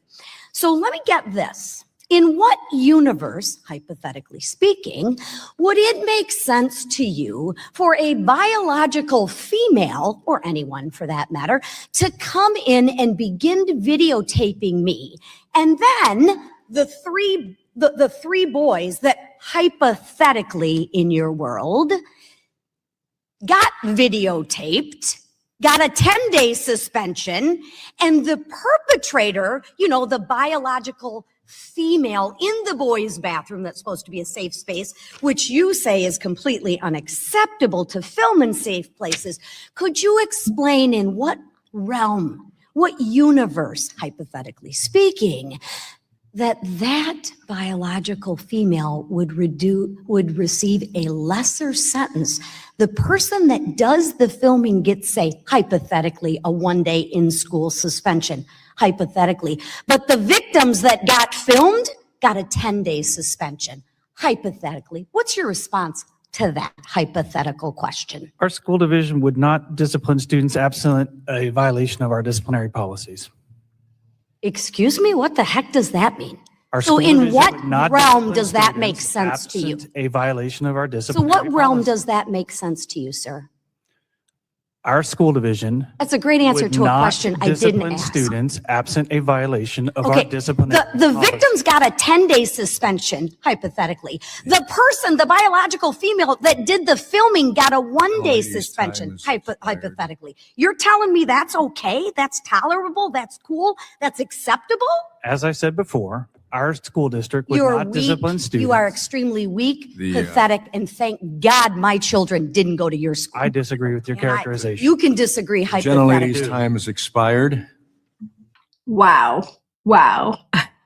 Loved it. She is a firecracker. That was amazing. This June, the Supreme Court is going to decide whether states can protect women's sports. Right now, 27 states have laws on the books protecting girls' sports based on sex. Again, not gender. If the court rules that Idaho and West Virginia can keep their laws in place, that is a major victory, but it is not the finish line. It does not automatically fix California. It doesn't automatically fix Oregon. It doesn't automatically fix Wisconsin, New York, Illinois, Maine, so many states. It doesn't automatically fix these states where gender identity is still being treated as a thing and as equal to biological sex. A win at the Supreme Court means that we hold the ground already taken, and that's important. That's it. Boys like A.B. Hernandez will still keep winning in states like California unless parents, athletes, lawmakers, and school boards and parents and girls and communities all keep fighting state by state, district by district, one local school board at a time. This is why parents can't check out. This is why elections matter. This is why state legislators matter. This is why girls must keep telling the truth. And this is why parents need to stand by their daughters as they do so, encouraging them every step of the way. The Supreme Court can defend the rights of states to protect girls, but it cannot replace the courage that is required to finish the job in all the other states in this country.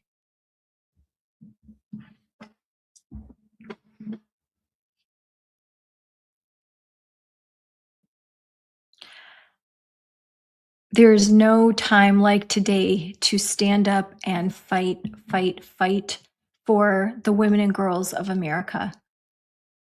Fight where you are. Stand up and be counted.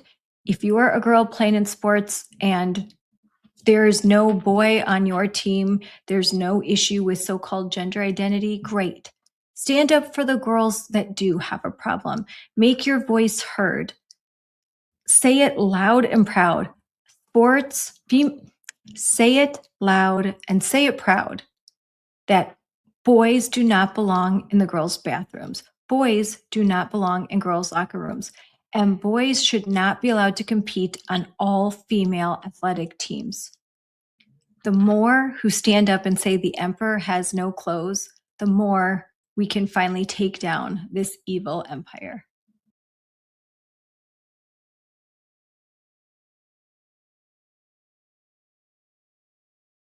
I want to ask you something. If you're a woman, when you were a little girl, or if you're a dad, when your daughter was a little girl, Do you remember when she started participating in sports? I know for my girls, it was really young. All different kinds of sports. Ballet, soccer, basketball, softball. I remember when she must have been not quite even 4, and they're playing rec basketball, and all the girls are just following the ball wherever it goes, no strategy. It's so cute, playing soccer. And lots of times when you ask them what do they want to be when they grow up, they'll say, I want to be a ballerina. I want to be a basketball player. I want to be a dancer. I want to be a gymnast. And you supported those dreams, you're not sure how it's going to land. Lots of times you have them participating in a lot of different sports so they can find the one that really, matters to them, that speaks to them, because frankly, competing these days, kids start really young and they belong to club sports. It's time consuming. It can be expensive, but these are some of the best moments that I have been able to share with my children.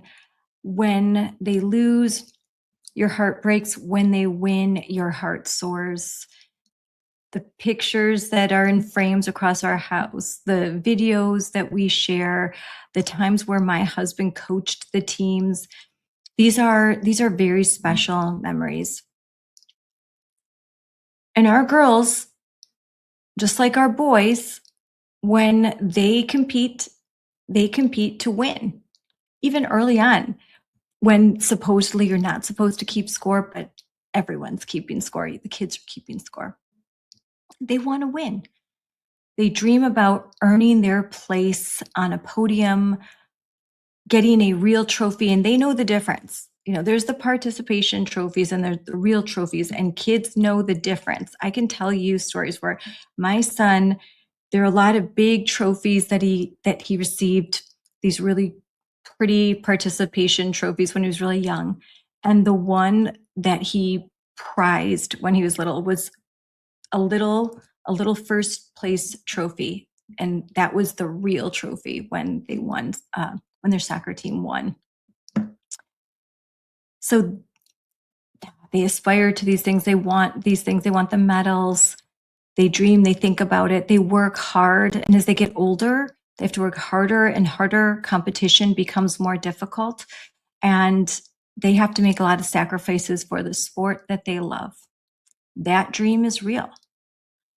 And right now, in states like California, in West Virginia, in Oregon, Colorado, Maine, so many places, these dreams are being stifled. These dreams are under attack. Recently, a male athlete named A.B. Hernandez has been in the news. In California, this boy that is identifying as a girl, pretending to be a girl, stealing all the medals, coming in first place in long jump, in high jump, the triple jump. All of this happening while the girls were forced to share a podium with him. They became co-champions. No, they were the real champions. The biological girls, they were the real champions. There should not even be a such thing as a co-champion. But the California Interscholastic Federation, they don't care. They advanced 10 athletes in some of these events, 9 of whom were girls, 1 a biological boy. No announcement, no explanation. They know it's wrong. They know it's wrong because they've created the term co-champion. They've created this new podium that allows for 2 to stand on it. 1 who is the real winner, 1 who is the pretend winner. And everyone, all of the girls, all the parents, everyone watching, they're supposed to accept and believe and celebrate a lie. And it's wrong. It's wrong. My guest today has been standing in those stadiums in California. She's been organizing rallies. She's been the one taking the hate comments, the threats, the ejections from the meets, just so that girls don't have to share a platform anymore with a biological boy. Just so girls don't have to live by lies. She is a former college player. She's going to tell her story about how much she loved her sport and how disappointed she is knowing that this lie is being perpetuated and that there are so many girls that are feeling deflated, discouraged, and they're losing their opportunities and their dignity and their safety. She is the outreach director for the California Family Council. She's the host of This Is a Woman podcast, and she is so young, but still one of the most fearless women in this fight. I cannot wait for you to hear from her. So sit tight and watch this very special podcast of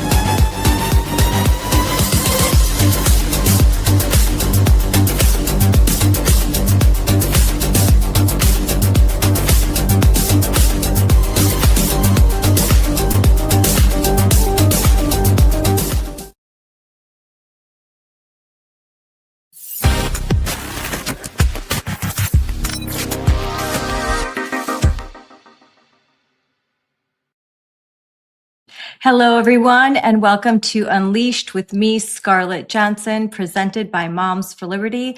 And today I've got a very special guest, Sophia Lorey.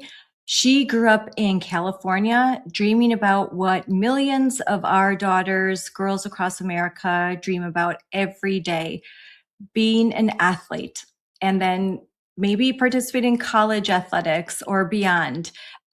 As there's so many more opportunities for girls in sports. There's so many more girls with dreams of becoming an athlete. And we all as moms want to support our daughters' dreams, and as dads, especially I know with my husband, 4 girls, and we have all of them. They have participated in athletes. They have all participated in athletics in some way or another. And he loves it. It's the way, like, the girl dad bond, especially when it comes to athletics, is strong, and it really unites a father and a daughter. I know it's in my family, that's the way it's worked. And for Sophia, after 4 years of playing soccer at Vanguard University in Southern California as a defender, team captain, scholar athlete, she knows firsthand the price that girls pay when they participate in athletics, particularly at a collegiate level. And it's one that they will gladly play because they love their sport. They love to compete and they want to win. They're not doing it just for fun. They're not doing it just to be kind and to hang out with other girls. If they wanted to hang out with other girls, there's other things they could do. While they enjoy the camaraderie, they are there to compete and they're there to win. That background is not just a footnote. It is the entire reason why girls like Sophia do what they do. So let's bring Sophia on because she is doing such great work in California. She is such a powerful voice in the fight to protect women and girls sports and their private spaces and to defend biological reality. She is a young woman, but she is doing great things. So Sophia, I am so happy to have you on. I know we've been talking for a while, and I love talking to all of you young girls who, you're kind of putting a lot of adults to shame. The way that you fight, it needs to be amplified because the courage that you have is contagious, and it's so important for young girls to have examples and heroes. They need to have someone to look up to, particularly during these times where so many adults are telling them to just be quiet, to not notice what's happening. So thank you for all that you do. And I'd like for you to begin this whole conversation by talking a little bit more about your background growing up as an aspiring athlete, how it felt to be such a spectacular athlete in college, and why you care so much about the issue of women's sports. Absolutely. Well, thank you for having me on, Scarlett. And it's been a pleasure to fight for California girls, but also heartbreaking that that's where we're at, that this is what we have to do to advocate for girls, just to have girls sports, something that was a common thing 10 years ago. We weren't seeing all of this ideology being put into place. But as you said, I've played sports my entire life. At a very early age, I started trying all the different sports, kind of like most kids do. Their parents are like, let's put you in this sport, and then see what clicks, see what. Yeah, in the rec league, you see, I have 5 kids. My son started soccer when he was 2.5, and they're adorable the way they're following around. But you want them to try a lot of different things because, as you know, and I know as a mom of 5 athletes, that once they find something, you have to be really committed to it these days. Yeah, absolutely. And that's what soccer was for me. I did the little T-ball that they had for the girls and all the different things. And then I played soccer, and it always was overnight. Yes, this is my sport. This is what I'm passionate about. This is what I want to keep doing. And so I very early on moved from the rec league to club teams because by age 10, I knew I wanted to be a college athlete. People would say, what do you want to do when you grow up? And my answer was be a college athlete. I kind of thought that's what you do. You grow up not knowing there's so much more that comes after that. But I was very passionate about it. And again, at 10 years old, I told my parents, I want to play college soccer one day. And they were like, okay, if that's what you want, we'll help you with that. Let's get you to the better teams. Let's get you the training. Let's do what you need to do to achieve that goal. And at 10 years old, I knew I could achieve that goal as long as I worked hard and put my mind to it. And I think for those who don't know, club soccer, because my son was involved in that, I have many friends, some of my best friends, I don't get to see very often during this because they have kids in club soccer. This is a different era. If you don't have kids that are old enough to be playing at even 10 years old, club soccer is a huge commitment. You are practicing every day. You have during the summer, you're practicing, you're going to games, you start traveling really young. Was that your experience? Yes, absolutely. It turned into from doing the rec league where the soccer field was 5 minutes away from my parents' house to now they're driving me an hour back and forth for practices through LA traffic because you're going to go to where the better teams are. And it turns into a weekly night thing. If you have your team practices, your personal training, and then making sure if you don't have practice that night, you're doing your own thing outside to get better, keep improving. And yeah, soccer was our entire lives. I have 3 brothers. They also all played club soccer. And genuinely, that was our entire lives for over 20 years by the time my older brother started and my youngest brother ended. And that was what we did 24/7. It was soccer, soccer, soccer. Sometimes you have 4 to 5 games a weekend when you're in tournaments and everything going on, but I wouldn't change it for the world. It made me who I am today. Just being able to be a captain of teams and really just learning how to lead people at a young age, learning how to sometimes play for coaches that don't like you or vice versa, or having to play on a team of girls where not everyone's going to get along at all times. And so sports teach you so much. It really, again, it goes so much further than sports at the end of the day, the grit that comes with it, the learning how to win well and lose well. Yeah. And so I then went on to high school. And so the way soccer works is some sports, high school is like the big deal. That's where you get recruited from and everything. For soccer, high school sports tend to be more of the fun side. Club is where things are, where you're getting recruited from, the training and everything like that. But club would go on a little bit of a break so you can do high school season. And so I played 4 years of varsity CIF, all in soccer. I did a little bit of volleyball too, but eventually ended that just to really focus on soccer. And so I got to go do 4 years of CIF. That's where we're now seeing all of the issues. I have so many great memories from high school sports, from the team dinners before games to getting to know more people on campus and just the grit that really comes with it, learning how to play with girls that necessarily aren't all at your level, some higher, some lower. And then I became a captain of the varsity team as a sophomore. So learning how to be a leader to 18-year-old girls when I was 14 and 15, that was difficult at times, but it really pushed me and I think really just improved myself outside of soccer. And then I eventually accomplished my 10-year-old dream and went to play at Vanguard University, which I was able to get an academic and athletic scholarship. So I was able to help pay for college. And that was a grind. It is daily 4 to 5 a.m. wake ups. You have weights, then you have practice, you go to class, then you go back to your second practice. And then you have to do for a college athlete, you have to keep, you can't do all the things and you can't, party all the time. You have to keep your body in shape. You have to, because at the college level, like then you're in the big leagues now. Like it was hard in high school, but college, it gets really competitive.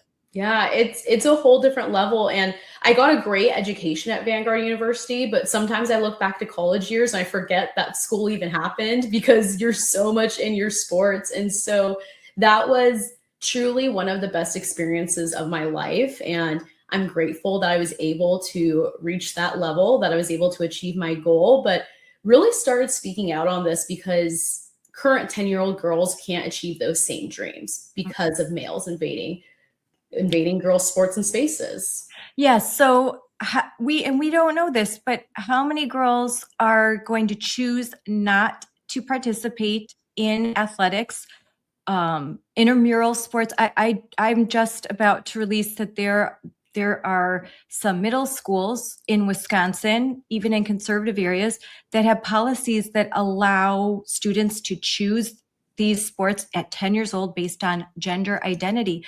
How many girls will say, I'm not comfortable with that. I'm just not even going to try. So they never get that passion. It stops before it even starts. They just say, I'm not going to participate. Like in West Virginia, there's a big case. We were just talking about it. West Virginia versus it's a BPJ, right? Yes. I think I'm saying it right. Yeah. West Virginia versus BPJ, and it's shot put. And this started in middle school where a biological boy was just beating these girls. And then intimidating them in the locker room, making them feel unsafe. They didn't want to participate anymore. They didn't want to play the sport. And that breaks my heart.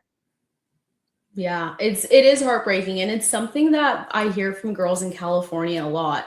They start going through, is it even worth it to play? And I just think the health benefits it comes with playing sports, the getting outside, the moving your body, all these things. And the girls are now saying, I don't even know if I'm going to play because there's just so many boys playing girls sports. And so girls are losing out on so much.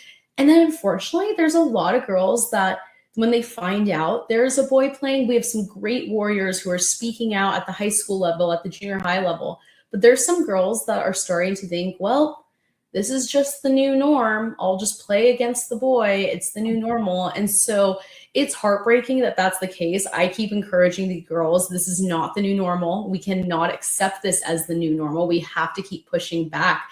But you're watching girls kind of just give up because of this. And I get it. I get the thought of going out onto a field and getting injured by a male or losing to a male because we're biologically different. And so it's honestly debilitating to these girls, the thought of having to play against a male. And you're right, a lot of girls, there's no way to ever actually completely track it, but I'm sure there's plenty of girls who are not playing sports right now because of this.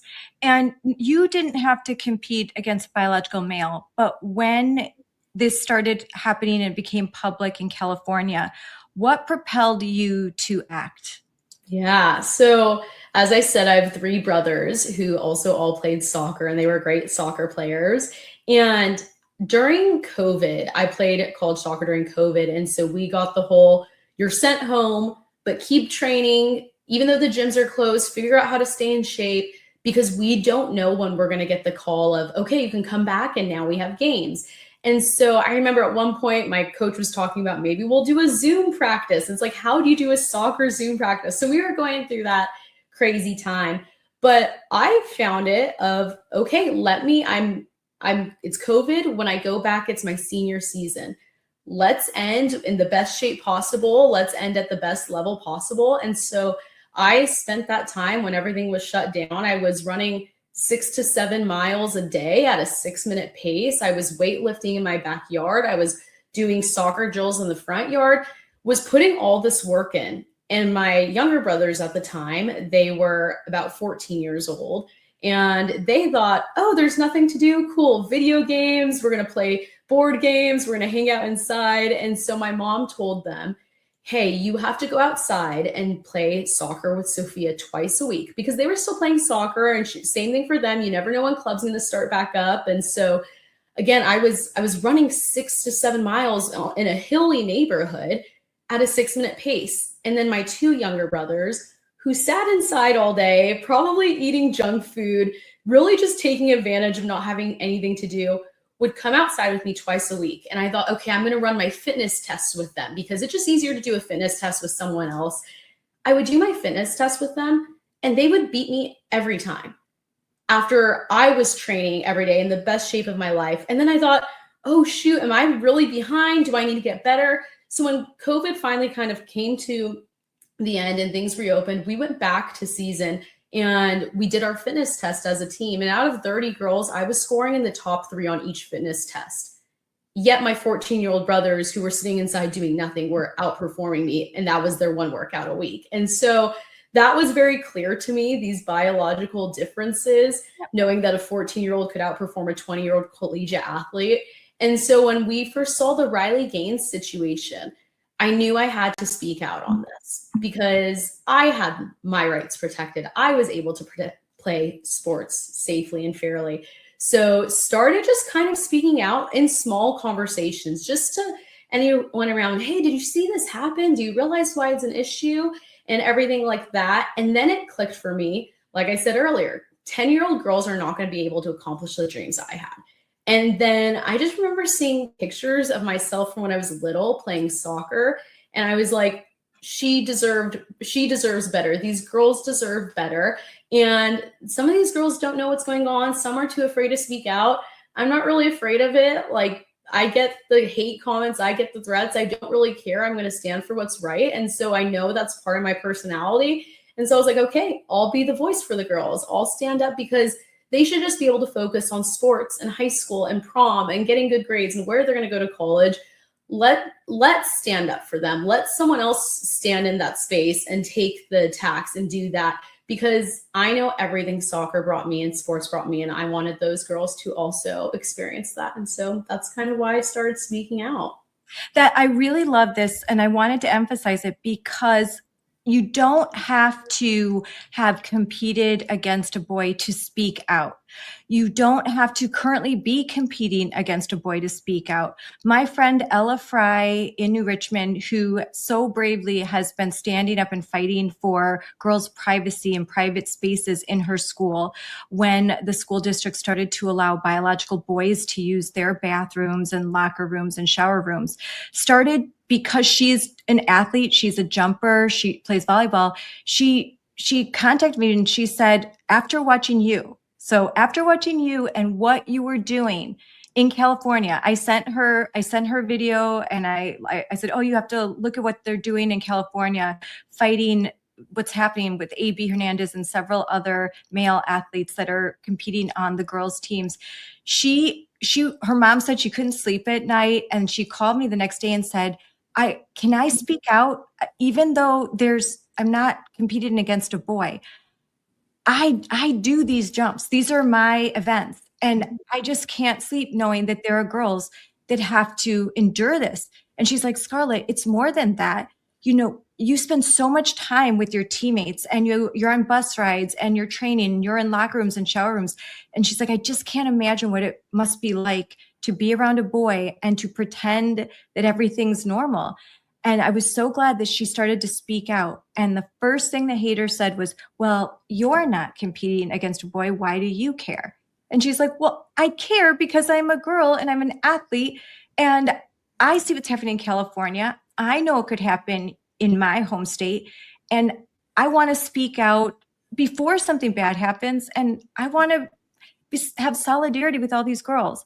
So I think that your message is so good, that speak out where you are.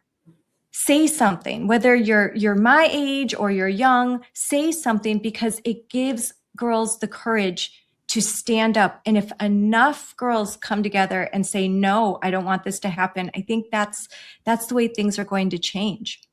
Yeah, absolutely. And, you think, like you said, the first thing the haters were telling her is, well, this isn't happening to you. When have we become a society and culture where something bad has to happen to you to speak out against something bad happening? I mean, think about the Holocaust, think about slavery. Were only people that endured that were supposed to speak out? No, when you see an injustice, you should speak out on it. I think if more adults were speaking out on this issue, we'd see it come to an end quicker and sooner. And so, again, something bad doesn't have to happen to you for you to speak out on the injustice. We all have voices. We should all use them. We should all stand for what's right. Yeah, this is the civil rights issue of our time. And imagine you're in the 1950s as the birth of the civil rights movement starts, and you think, well, it's not happening to me, so I shouldn't say something. That's silly. Like, of course, you see an injustice happen, you have to say something. But let's talk about your personal experience, because while I have watched the videos of what's happening in California, you are there. You are right in the thick of it.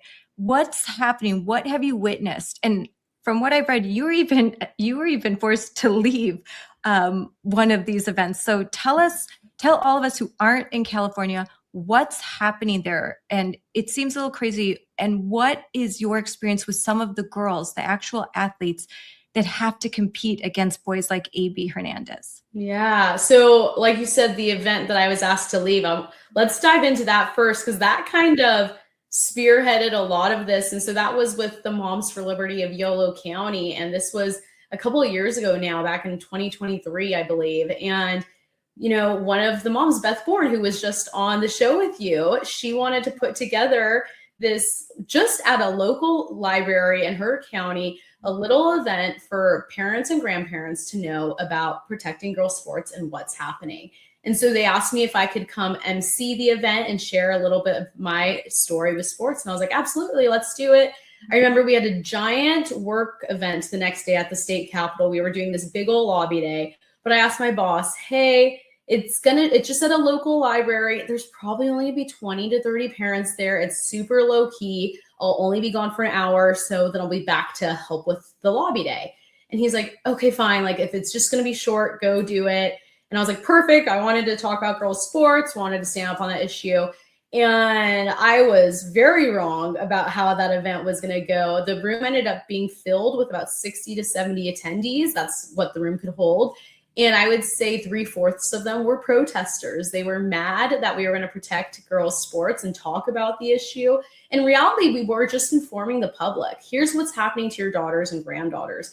But they claimed that I was misgendering people because I was saying boys don't belong in girls' sports. The librarian eventually came in and said if I continue to misgender people that he was going to kick me out. And so I remember looking at Beth at the time and was just like, hey, this is your event. I'm not trying to get it shut down. And she said, just say biological boys and girls. Maybe they won't lose their mind over that. So I said, okay, biological boys shouldn't be in biological girls sports. And when I tell you the crowd with their trans flags and they had pride written up and down their arms, they were all wearing masks and they had their pride shirts and rainbow flags and all the different things. They continue to genuinely yell over me after I already said, we're going to have a Q&A at the end. Can you guys just respect the speakers that are here? And so the librarian eventually said, you are misgendering people, we're kicking you out, and then shut down the event, which was the worst thing they could have done because it put us in the perfect position to then sue them for a violation of our First Amendment right. And, what was supposed to be an event for 20 to 40 local parents and grandparents, because of their reaction, because of their anger for us simply just stating the truth, it's common sense, it's biological reality, this blew up overnight. We put the whole 10-minute video of this kind of playing out on X, and by literally put it out on night, by the next morning, it's at 2 million views. We're talking about it on Sean Hannity. We're suing the county library with Alliance Defending Freedom. And our whole argument was we ended up being able to win. And so we said, this win is for everyone. We all deserve the First Amendment right. We all deserve freedom of speech. This country can only continue to get better if we're able to have conversations. And so I just think it's so funny what they tried to shut down turned into a national news situation and really, I feel like, awakened what's happening in California and the sports issue. Because this was 3 years ago now. This was before we were seeing tons of stories being spoken about left and right. And so I'm grateful for the haters that showed up that day, honestly. This is what they do all the time. They show up and honestly, it just brings us into the national public spotlight. And then you see these normal young moms, grandmothers, young girls, and then you see the other side. And they're still wearing masks, by the way, at many of their protests, they're still wearing masks, but they look crazy. And it just, that mismatch when the public can see that these are just parents and grandparents and girls saying something very logical, that boys have advantages. They have physiological advantages, which makes it unfair when they compete in all female categories, and unsafe. It's just not right. And it's not fair competition. And no one likes to watch a competition that isn't fair. That's why there are weight classes. That's why there's different size basketballs for girls than there's for boys, to account for biological reality. Yet we're supposed to suspend our intellect and everything that we know and pretend that this is normal. And I think that what the CIF just recently did by changing the podiums so that two can fit on, and there's a champion and co-champion, kind of gives lie to what they try to say, that, oh yeah, this is just normal, that there's no difference. So let's talk about that. Like now, let's to the present. What just happened this year? What did you see? And how do you think that the CIF has further damaged its reputation? Yeah, so CIF, who oversees high school sports, they have in California, they have continued to allow boys and girls sports. They've been claiming their hands are tied by the state because we do have a state law, AB 1266, which allows athletes to use locker rooms, bathrooms, and play on sports teams based off of gender identity and not sex. So CIF keeps saying, well, we're just following state law. That's a lie. CIF has their own bylaw in place that states the same thing the law does. It's bylaw 300D, and CIF themselves in their bylaw states that athletes are allowed to play sports based off of gender identity and not sex. That leads us to what we saw happen this year. We saw AB Hernandez, who was dominating in 3 girls track and field events. This is a male athlete. It's very evident he's a male when you see him competing, when you see him walking around with the girls, and when you see him honestly cosplaying as a woman. You see like all the makeup on. Not one other girl is wearing a ton of makeup to compete at the track and field event that's 100 degrees. Like, but they think that that's what makes you a woman. And so we watched in CIF track and field, and you have to think about California. California is one of the biggest states. We have the most people.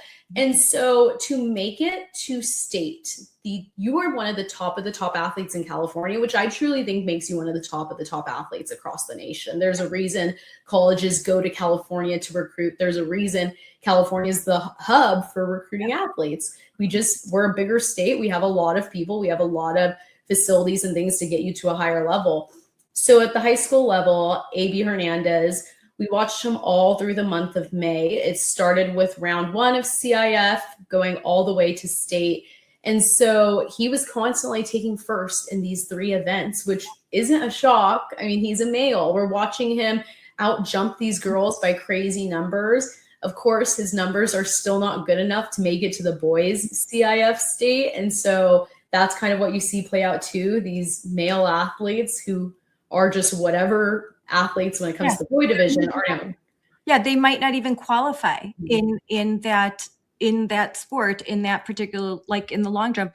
And I'm going to pull up some of these stats as you talk, because I think people need to see the difference. Yeah, absolutely. And so we have the girls that reach out to us and say, hey, I'm not happy about this. We want help. What can we do? So we've thrown a couple press conferences now and allowed the girls the opportunity to publicly speak out about this. We saw Reese Hogan and Olivia Viola, 2 athletes that both had to compete against him throughout the month of May. They, instead of just spending their week leading up to their event and eating right and sleeping well and training and taking care of their bodies and just really mentally focusing and locking in on their Saturday track and field event, they were now having to spend time writing a speech to simply say what's happening to them is unfair. And you really think about that. We didn't force these girls into that. These girls were asking us for help.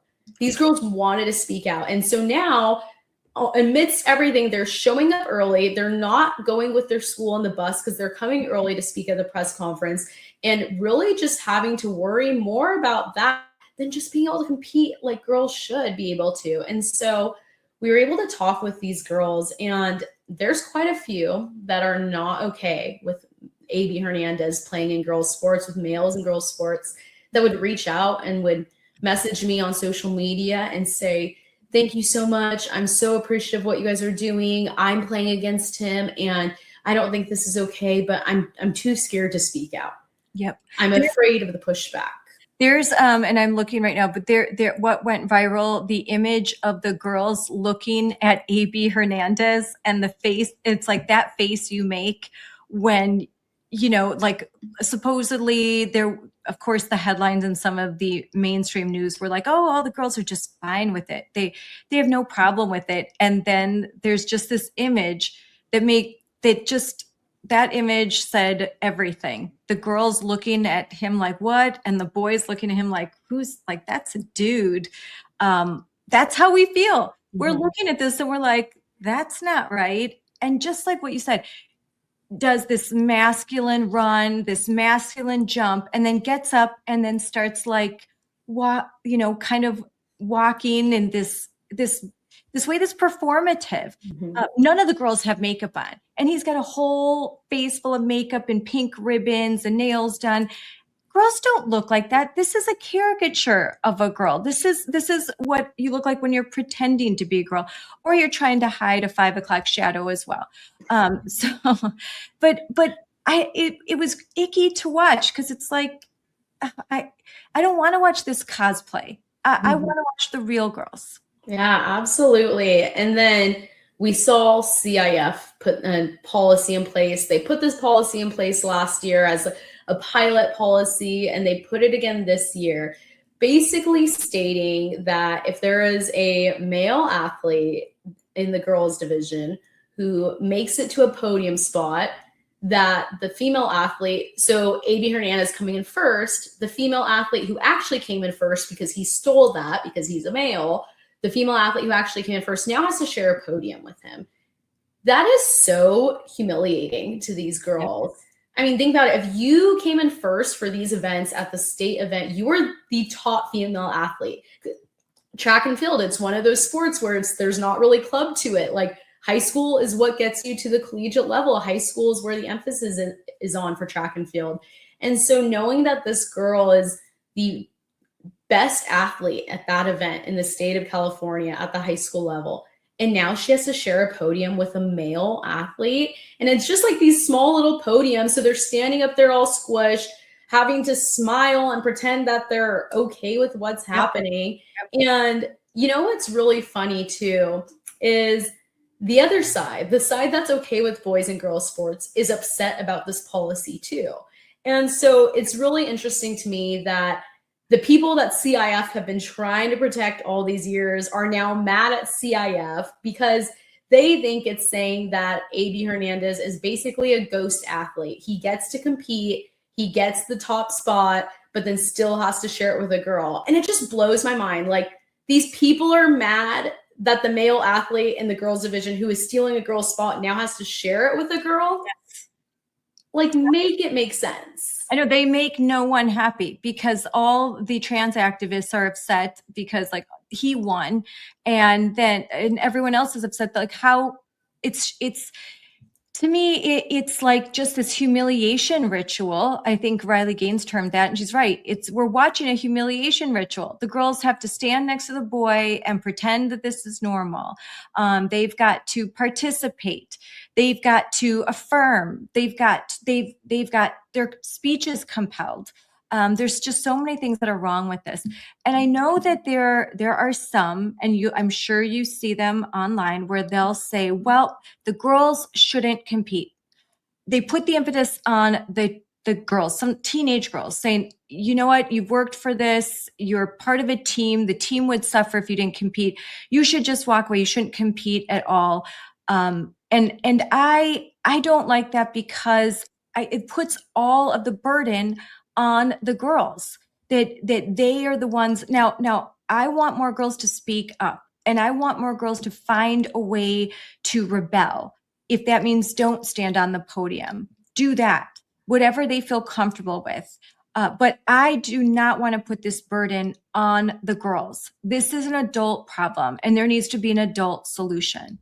Yeah, absolutely. I mean, you see all the, like you said, the pushback on the girls. And it just really has me thinking the girls are already having to endure so much. Yeah. And now the adults in the room are going to tell them that they have to solve it themselves and stand up for themselves. Like, it's just so disappointing when I see that. Every parent should be speaking up for these girls. Every adult should be speaking up for these girls. Anyone that's in any position of leadership should be speaking up for these girls. And so, yeah, do I think if we could somehow get every one of the girls at the track and field event to sit out, would it make a difference? Yes, but these girls are coming from so many different schools, from so many different places. The ability to actually get everyone together and say, hey, when he goes to jump, no other girl is going to jump, is one, nearly impossible to just get that together. And two, it would make a statement for the day. It would make a couple news hits, and then we'd be back right into the circle of this happening. And so I do believe that if a female is having to play against a male in a sport like soccer or volleyball, where there's just a higher risk of being injured, I do believe parents should really have a conversation with their daughters of, this one game for your safety, we're not going to have you play. And I think the parents should do that, because then the girls can be like, you know what, my parents are forcing me into this. This is out of my control. And even if the girl didn't want to play, that then just allows them to take that pressure off their backs.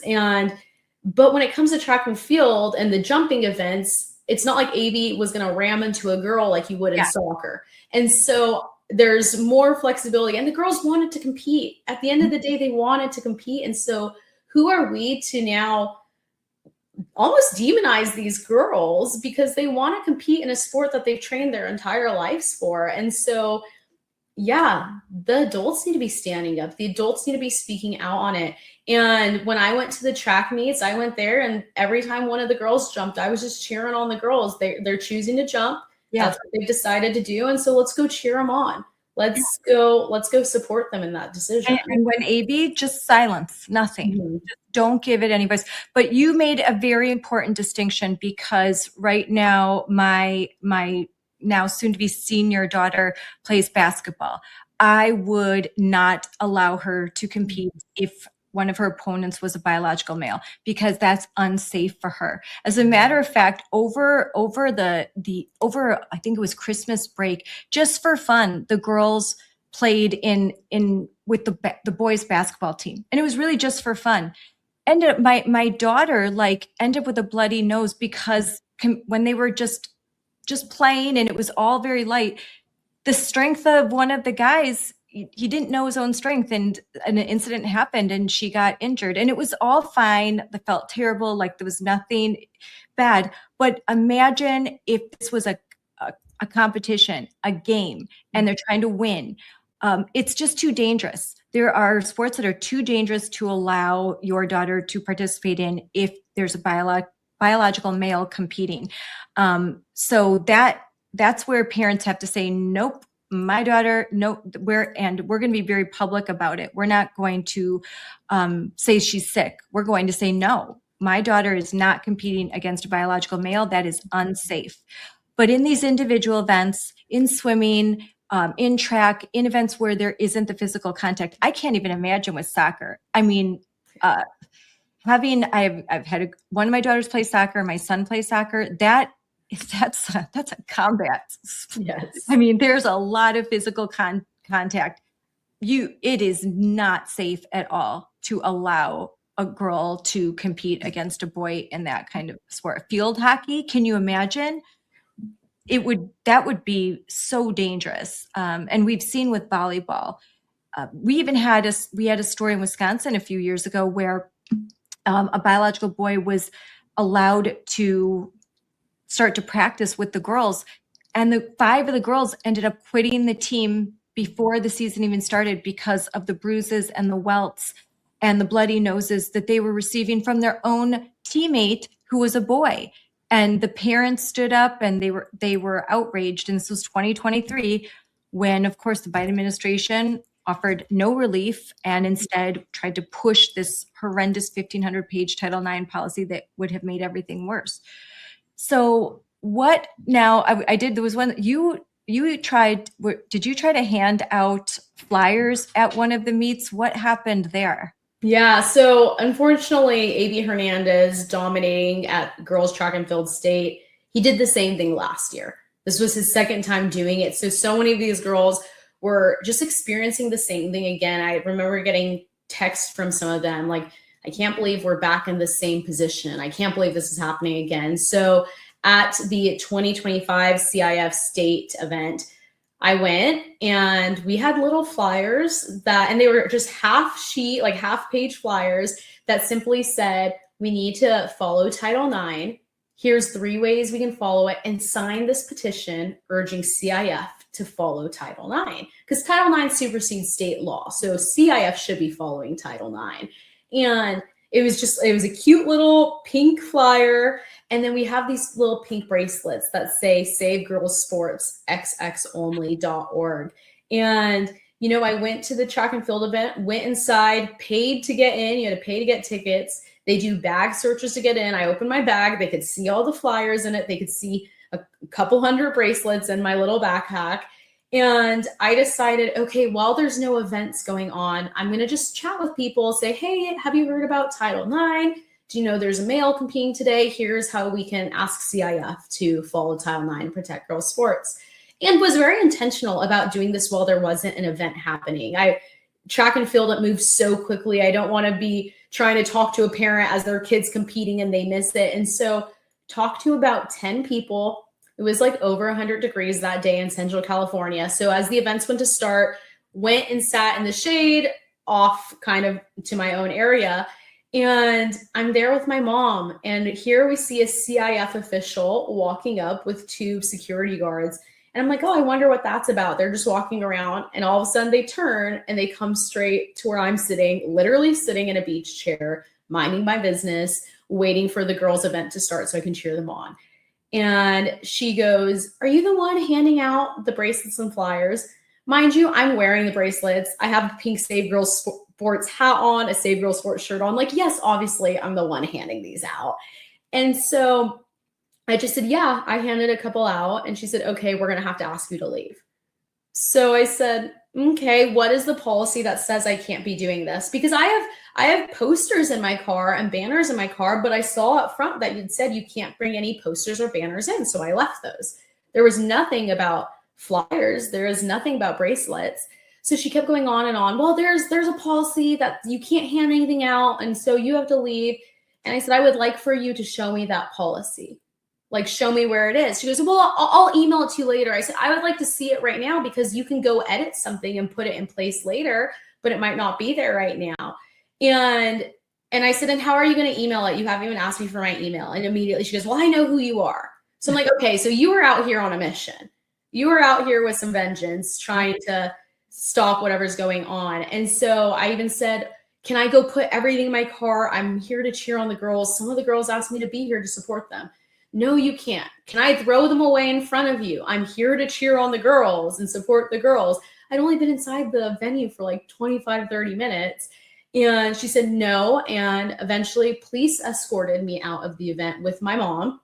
We said, can we just go out back through the front where our car is? Nope. They sent us through a side gate where we had to walk over nearly a mile, carrying like my backpack, the chairs, all the things, and over 100-degree heat. She had no right to kick me out. It was evidently violating again what my beliefs are. Mm-hmm. And so, you know, it just so disheartening that happened. And then after the track meet, we watched pictures come out as CIF was escorting AB Hernandez around the event. And the same lady that kicked me out, and there's a picture of her yelling at me, is the same lady that was escorting him around the event. So I was kicked out for wanting to protect girls' sports, but then they're protecting the male athlete, invading girls' sports. And so she's still with CIF. Her name's Bobby Madsen. And she is just, it's really disheartening to watch women work towards their own erasure. No, that was a surprise to many girls that I talked to that are in this, that the biggest surprise to them is that there are so many of these very woke women that are against them, and they're so vocal about it. And it's really unfortunate. Like the way you said it was perfect. Why would you be working for your own erasure? Why don't you care more about actual girls and women versus these pretend girls and women? And it's because of the ideology and the virtue signaling, and that's a whole nother show. But it is not the majority. It's not even the majority in California, because good news, I know you had a press conference with Sonia Shaw, a friend of mine and just a warrior, that she won the popular vote in the latest primary for the state superintendent of California. So how did that make you feel? That had to make you feel pretty good about get some good news in California. Yeah, I've been watching Sonia just work so incredibly hard. And, you know, one of the main things she's been running on is the girls' sports issue, yes, making it very clear that she will protect girls' sports. She stands for the protection of girls' sports. She has not been quiet about that.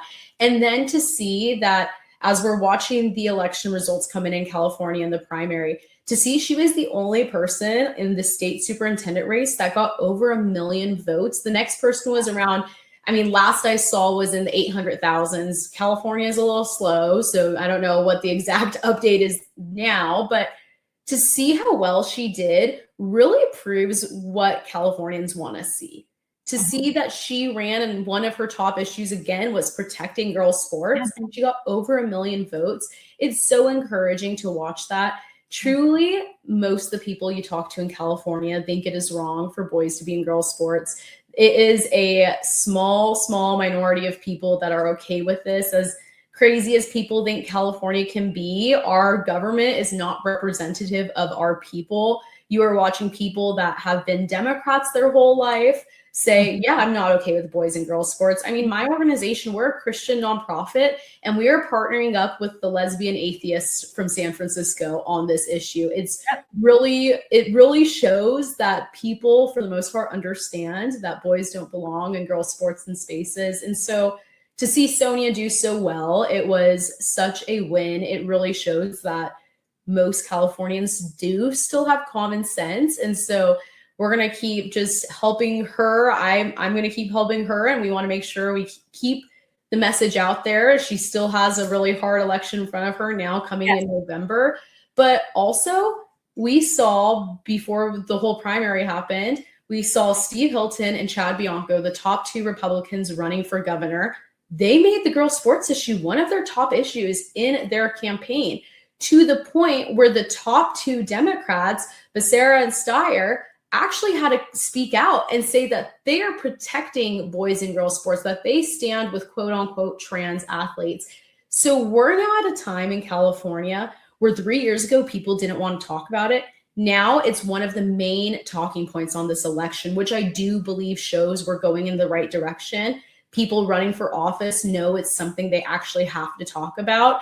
And I know people that they just unfortunately cannot bring themselves to vote for a Republican, but they actually said they didn't vote for a Democrat for the governor because of the girls' sports issue. They just chose to leave it empty. I think they still should have voted for the Republican, but the fact that we have people who can't bring themselves to switch party lines, but will not vote for the candidate on their side because they're for boys and girls sports really shows there's positive movement happening. There's positive momentum. So even though we still have a big fight ahead of us, we are so much further along than we were 3 years ago. Yeah, this is an inflection point issue.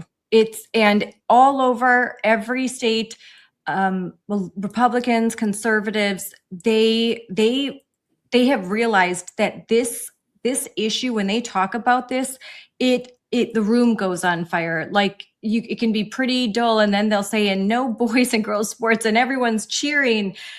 It's because it's so much more than just one sport, one state. It is an issue about reality, biological reality, truth.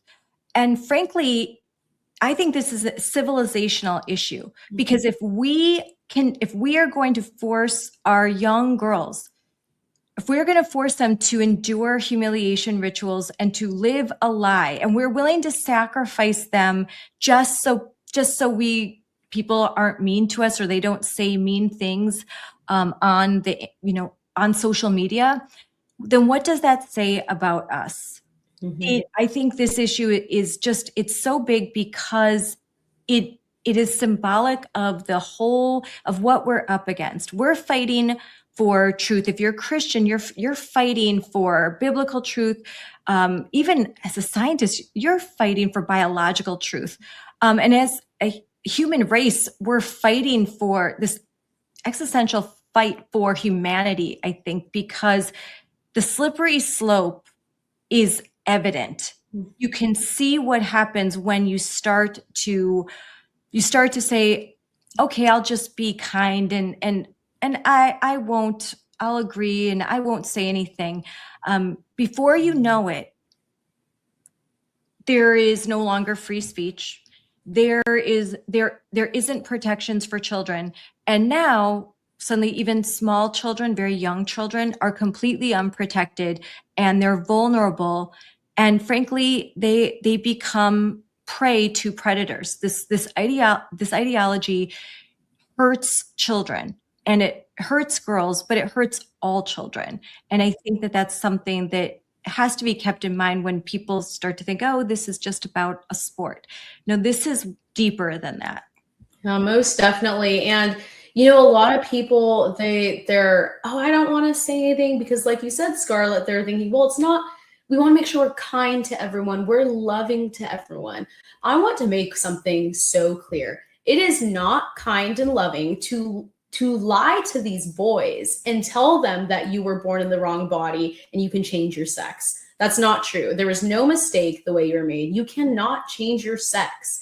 It is not kind and loving to allow girls to be erased, to be harmed, and to lose their rights. What's kind and loving is to say the truth, to speak up for what is right, to stop injustice. And so these people, you know, a lot of people they're fearful, and I get it, because there's hate out there. There are threats, there are things that happen, but so many people don't want to publicly state where they stand because they're so afraid of people, of the comments that might come in, the DMs they might get, the names they'll get called.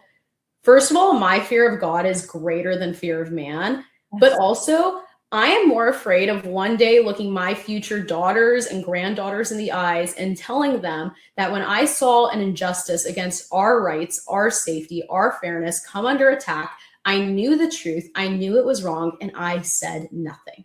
We have to stand up for what is right. We have to push the fear aside. The other side actually wins when we allow them to silence us because we're afraid. That's why they say the hateful things. That's why they say these comments, because they think they can get you to be quiet. We had a press conference again in the beginning of May at the first round of this CIF track and field nonsense. And we did this whole press conference. We had 5 girls speak. Sonia Shaw spoke, I spoke, and then the other side, the pro boys and girls sports side, they decided to hold a press conference that day as well. To our press conference, we had about 60 or 70 people in attendance, tons of support, a couple thousand people watching online. And this press conference, I think it was like the 4 speakers that were there because, again, people do not agree with them. But the whole press conference, they sat there, because I watched it to see what do they have to say on this issue. They sat there just attacking myself and Sonia and all these things for speaking out. They went on this long rant that, like, I drive a G-Wagon. I don't drive a G-Wagon. Like, I have a Ford. But I'm like, if the worst thing you have against me is in your mind, I have a $250,000 car. One, who cares if I did? Who cares? Who knows if that was a gift or if someone bought it for me? Like, that's the worst you can say. But they say all these lies. They say all these hateful things because they want to get you to be afraid and to put you into silence with fear. And so we have to speak out against it. And the more people that speak out, the less fearful people will have to be about it because everyone's saying things. I mean, when I speak out on these issues, I find that people that I haven't talked to in years, people that I went to high school with, or, you know, people that I didn't even know really agreed with me politically, are texting me or messaging me on Instagram, and they're like, thank you, I agree with you, I stand with you. And so you'll find most people actually do agree with you if you just speak out on this issue. Now, Governor Newsom called the girls at this press conference bullies. These young girls, some teenage girls that wrote speeches and delivered them before their races, because no adults in California with power would protect them. There were no leaders out there to have their back. So what do you say to Gavin Newsom when he calls you and these girls bullies? Yeah, when I woke up that day and saw that tweet from his office saying that these girls were bullies, and I thought, okay, Governor, he claims that his wife is always standing for women's rights. He proudly talks about his daughter, all these things. And then he's calling high school girls who are literally asking for the bare minimum. They're asking for just their basic rights, for some protection, for some safety. To call girls who speak out on this issue bullies is disgusting. I mean, Governor Newsom is a coward. That's true. He is, because he likes to publicly say sometimes that this is a confusing topic and it is wrong for boys to be in girls' sports. But if the girls speak out about it, now they're bullies. I mean, no wonder so many of the high school girls don't want to speak out, because I believe the most well-known governor. I mean, you talk to people about other states, they can't tell you the governors of those states, but everyone knows about Governor Newsom, is calling high school girls bullies for just simply saying boys don't belong in their sports. When someone with that level of power is now doing that to these girls, it's disgusting, truly. I mean, to me, that is real abuse. They always talk about how much they hate the patriarchy. What could be worse? A man with the most power in your state, the governor of California, calling young girls bullies. That he's the bully. He's the bad guy in all of this. So when Reese Hogan turned down Division I opportunities in California, she's leaving her home state for college in a different state because California is not protecting athletics. So when you hear that, how does that make you feel? Oh, it literally, like, even though I've talked to Reese Hogan, I've heard this before, it gives me the chills when you even say it, Scarlett, because Reese, I've had the pleasure of watching her compete the last 2 years, is a phenomenal athlete in multiple different track and field events. She played other sports in high school as well. Just a complete stud of an athlete. Then you hear her speak and she's so articulate. She's so smart. She has so much potential to continue to grow into an amazing young woman. And to know that California is losing out on that potential because she doesn't feel safe to stay.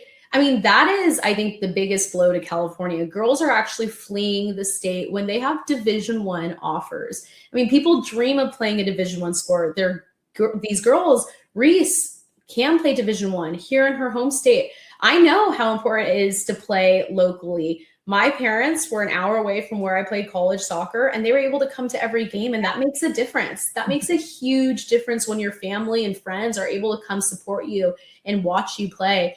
And so knowing she actually feels like, I have to leave my home state where I was born and raised because I don't feel safe and protected here. And I don't think she's being dramatic. I think she's 100% accurate in feeling that way. And Governor Newsom, instead of calling these girls bullies, should figure out actually how to protect these girls. Yes, because we do have these Supreme Court decisions coming out. We're very excited. I know in January, I was in DC. You were there as well, as the oral arguments were heard. And there is a general feeling that the Supreme Court is going to come out and say that there are, I believe it is 27 states now that they've passed laws, there's statutes that protect female sports. They say that there can be sex separated sports, but that leaves out the other states that do not have this specific legislation passed because they have Democrat governors or they have Democrats that control their state houses.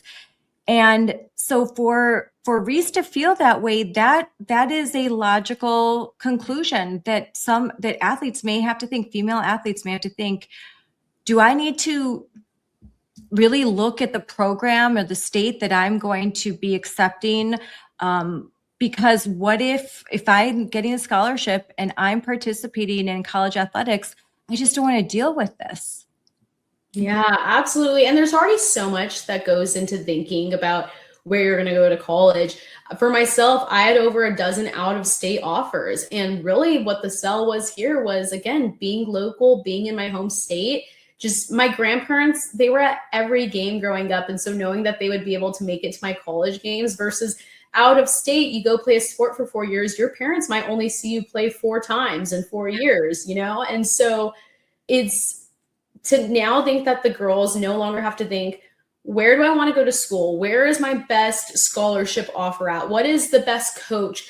What team did I like the best when I went and did my visit? They're now actually having to get together a list and say, but is it in a state that protects girls' sports? Yeah. So I know where my coach stands on this issue. Will I be at a college that is supportive of me if I don't think it's okay for boys to be in girls' sports? It's so ridiculous that girls have to think about this at this point. But like you said, with the Supreme Court, the oral arguments, I believe we're 99% going to get a good decision out of the Supreme Court on this. But it's really disturbing that we have hit a time where the Supreme Court is having to argue whether or not states have the right to protect girls' sports.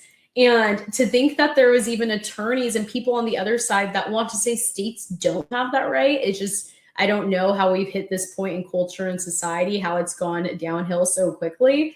But like you said, it's going to be 27 states that are protected. But for the 23 states that aren't, every person needs to be pushing on their governor, on their state legislature, and basically say, you now have the right. The Supreme Court, if we get that good decision, the Supreme Court has ruled that states have the right to protect girls' sports. Why aren't you? And so it'll give us a whole new angle to push back on our state governments and try to get them to stand for what's right. Yes, it will. And it will, because I've gone to testify, you've gone to testify in your state house, and they will say, our hands are tied. We can't, we can't discriminate. This would really bolster our legal claim that absolutely you can protect sex separated sports. You're just choosing not to. And so that there'll be, depending on how it's worded, that's why a lot of lawyers, there could be different language, there could be stronger language, there could be weaker language. So we're all waiting. I told you, I hope the decision comes out next week, Thursday, because I'll be in DC, but we're all waiting with bated breath to see what the Supreme Court's going to say. And you're right. It's unfortunate that we have to depend on the Supreme Court because there are too many woke lawyers and big law firms that will just litigate and litigate and litigate. So you have a win and then boom, there's a lawsuit and there's still confusion. So it'll be great to have some more clarity. As we close, I know Olivia Viola just described her final 2 seasons, and she's a California high school athlete, as a cloud of controversy. She's a high school girl. These are just her last 2 years of high school sports. These should have been some of the greatest years of her life. And instead, it's controversy. Instead, each competition is just a clown show where everyone's wondering, what will A.B. Hernandez do next? And how will people react? It really deflects from the girls and their achievements and the families that want to be there and cheer them on. How does it make you feel when girls instead of feeling happy and elated, they're kind of like, it's the end. Yeah, I wish I could fix this overnight for them. I wish every adult could hear what Olivia and Reese have said, and it shouldn't inspire every adult to stand up for what's right. I hate that even 30 years from now, when their kids one day and 50 years from now, when their grandkids one day are playing high school sports and they say, Grandma, what was high school sports like for you? Mom, did you like playing high school sports? Which sport did you have the most fun? That whether or not they necessarily share this experience with their kids and grandkids, they're always going to think about that in their mind. Like, oh man, my high school sports were kind of ruined because the leaders didn't stand up for me. It was a cloud of controversy, like Olivia said. And again, Olivia is a phenomenal athlete. She is such a joyful young woman. Her and Reese both, they're just amazing. They're so articulate. You hear them speak and give these speeches and go on the news and you forget that they're 17-year-old girls. They're just they're amazing. But to know that they have to look back and think that, I mean, I look back on my high school sports and CIF and I'm like, that was so fun. We'd always have the soccer team over at my house and we would have team dinners before the game. And remember this one game where that happened? And, I run into some of the girls I used to play with and it's like, oh my gosh. And it's just there's so much, it's joyful. It's positive. It's a great experience to look back on. And knowing that has been stolen from these girls, it breaks my heart. And I hope every person listening to this, I hope it breaks their heart as well. And it encourages them and inspires them to speak up and stand up. I mean, I don't have kids yet. I'm speaking out because I don't want my kids to face this one day. If I can try to stop this now, if I can stand for what's right now, I'm going to. And so even people that are listening that don't have kids, stand up now. I mean, that's why I do it. I don't have kids. I have the time. I have the time and energy to go do. I mean, Scarlett, just to hear that you have 5 kids and you're doing everything you're doing is so impressive and so incredible. And so those of you that do have kids, you obviously can speak out. Like, look at Scarlett just absolutely killing it. But we got to speak out for these girls. Let those quotes from the girls that are absolutely heartbreaking to hear light a fire inside of you to do what's right. Yes. And Alexa Anderson, who I just talked to, where she just said, where are the adults? Where are the adults? We're just kids.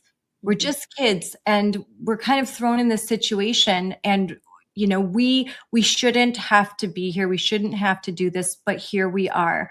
And so I think the message to adults is you need to be the example, and you need to stand up and you need to say something. And my message to the girls, please speak up, speak out, and parents support your girls as they do it, because it is a brave and noble thing. And it's the only way that this is going to stop. We need to hear from more girls that are just going to say no. Just no, we're not going to go along with this. This isn't about hate. This is about love for the sport, love for my teammates, love for myself, and a desire for privacy, dignity, and fairness. What would you say to a teenage girl who's competing, who's afraid to speak up, who's losing hope, and who maybe lives in a blue state and thinks, is this ever going to get better? What would you say to her? This is not the new normal. We can't accept it. We must keep pushing back. I would tell that girl that she deserves better than this. And so let's speak out. We are here to help you every single step of the way. We want to protect girls' sports. I believe one day we will see girls' sports protected again. Unfortunately, for these girls, I would tell this girl, right now, your voice might not necessarily protect you this year or the next year, but you're protecting the future generations. That I tell the girls that I work with all the time, I truly believe I'm going to see their names in the history books one day. And so many girls are going to be looking up to them. I mean, they already are, but so many girls are going to read about them and read their stories and look up to them. And so you're here for such a time as this. Let's speak out. Let's use your voice. I'm sorry this is happening to you. I'm heartbroken this is happening to you. But let's try to make a difference and use the situation. Because again, you're here for such a time as this. Well, you couldn't end it more perfectly, because that is the mantra of Moms for Liberty, that we are here for such a time as this. We were made for such a time as this, and we have to be strong and we have to be joyful warriors. But part of that word, joyful warriors, we have to be warriors, and it is incumbent upon us to make a difference for children who cannot, they're minors. They cannot protect themselves in these situations, particularly legally. We have to be there. We have to protect them, and we have to stand for truth, and we have to be an example of not living by a lie. It only takes a small amount. It's so small, the amount of people that it requires to really make a change. And you really are a change maker, Sophia, in California. Having just been there and met with so many wonderful, wonderful school board members, moms and dads who are fighting back, I was so impressed with Californians. And there is hope in California, because I've met the people there, and they're strong and they're fighters. And they aren't going to stop. They are going to keep fighting for truth. And I know in the end, truth will out. So thank you all. Thank you for fighting for California. And I can't wait to talk to you again. And I hope it's because we heard really good news from the Supreme Court. Yes. Well, thank you for having me, Scarlett. And thank you for everything that you and Moms for Liberty are doing. I mean, you guys are constantly at the California Capitol helping us make a change. So grateful to know you and to work alongside you. Thank you so much for coming on. Bye.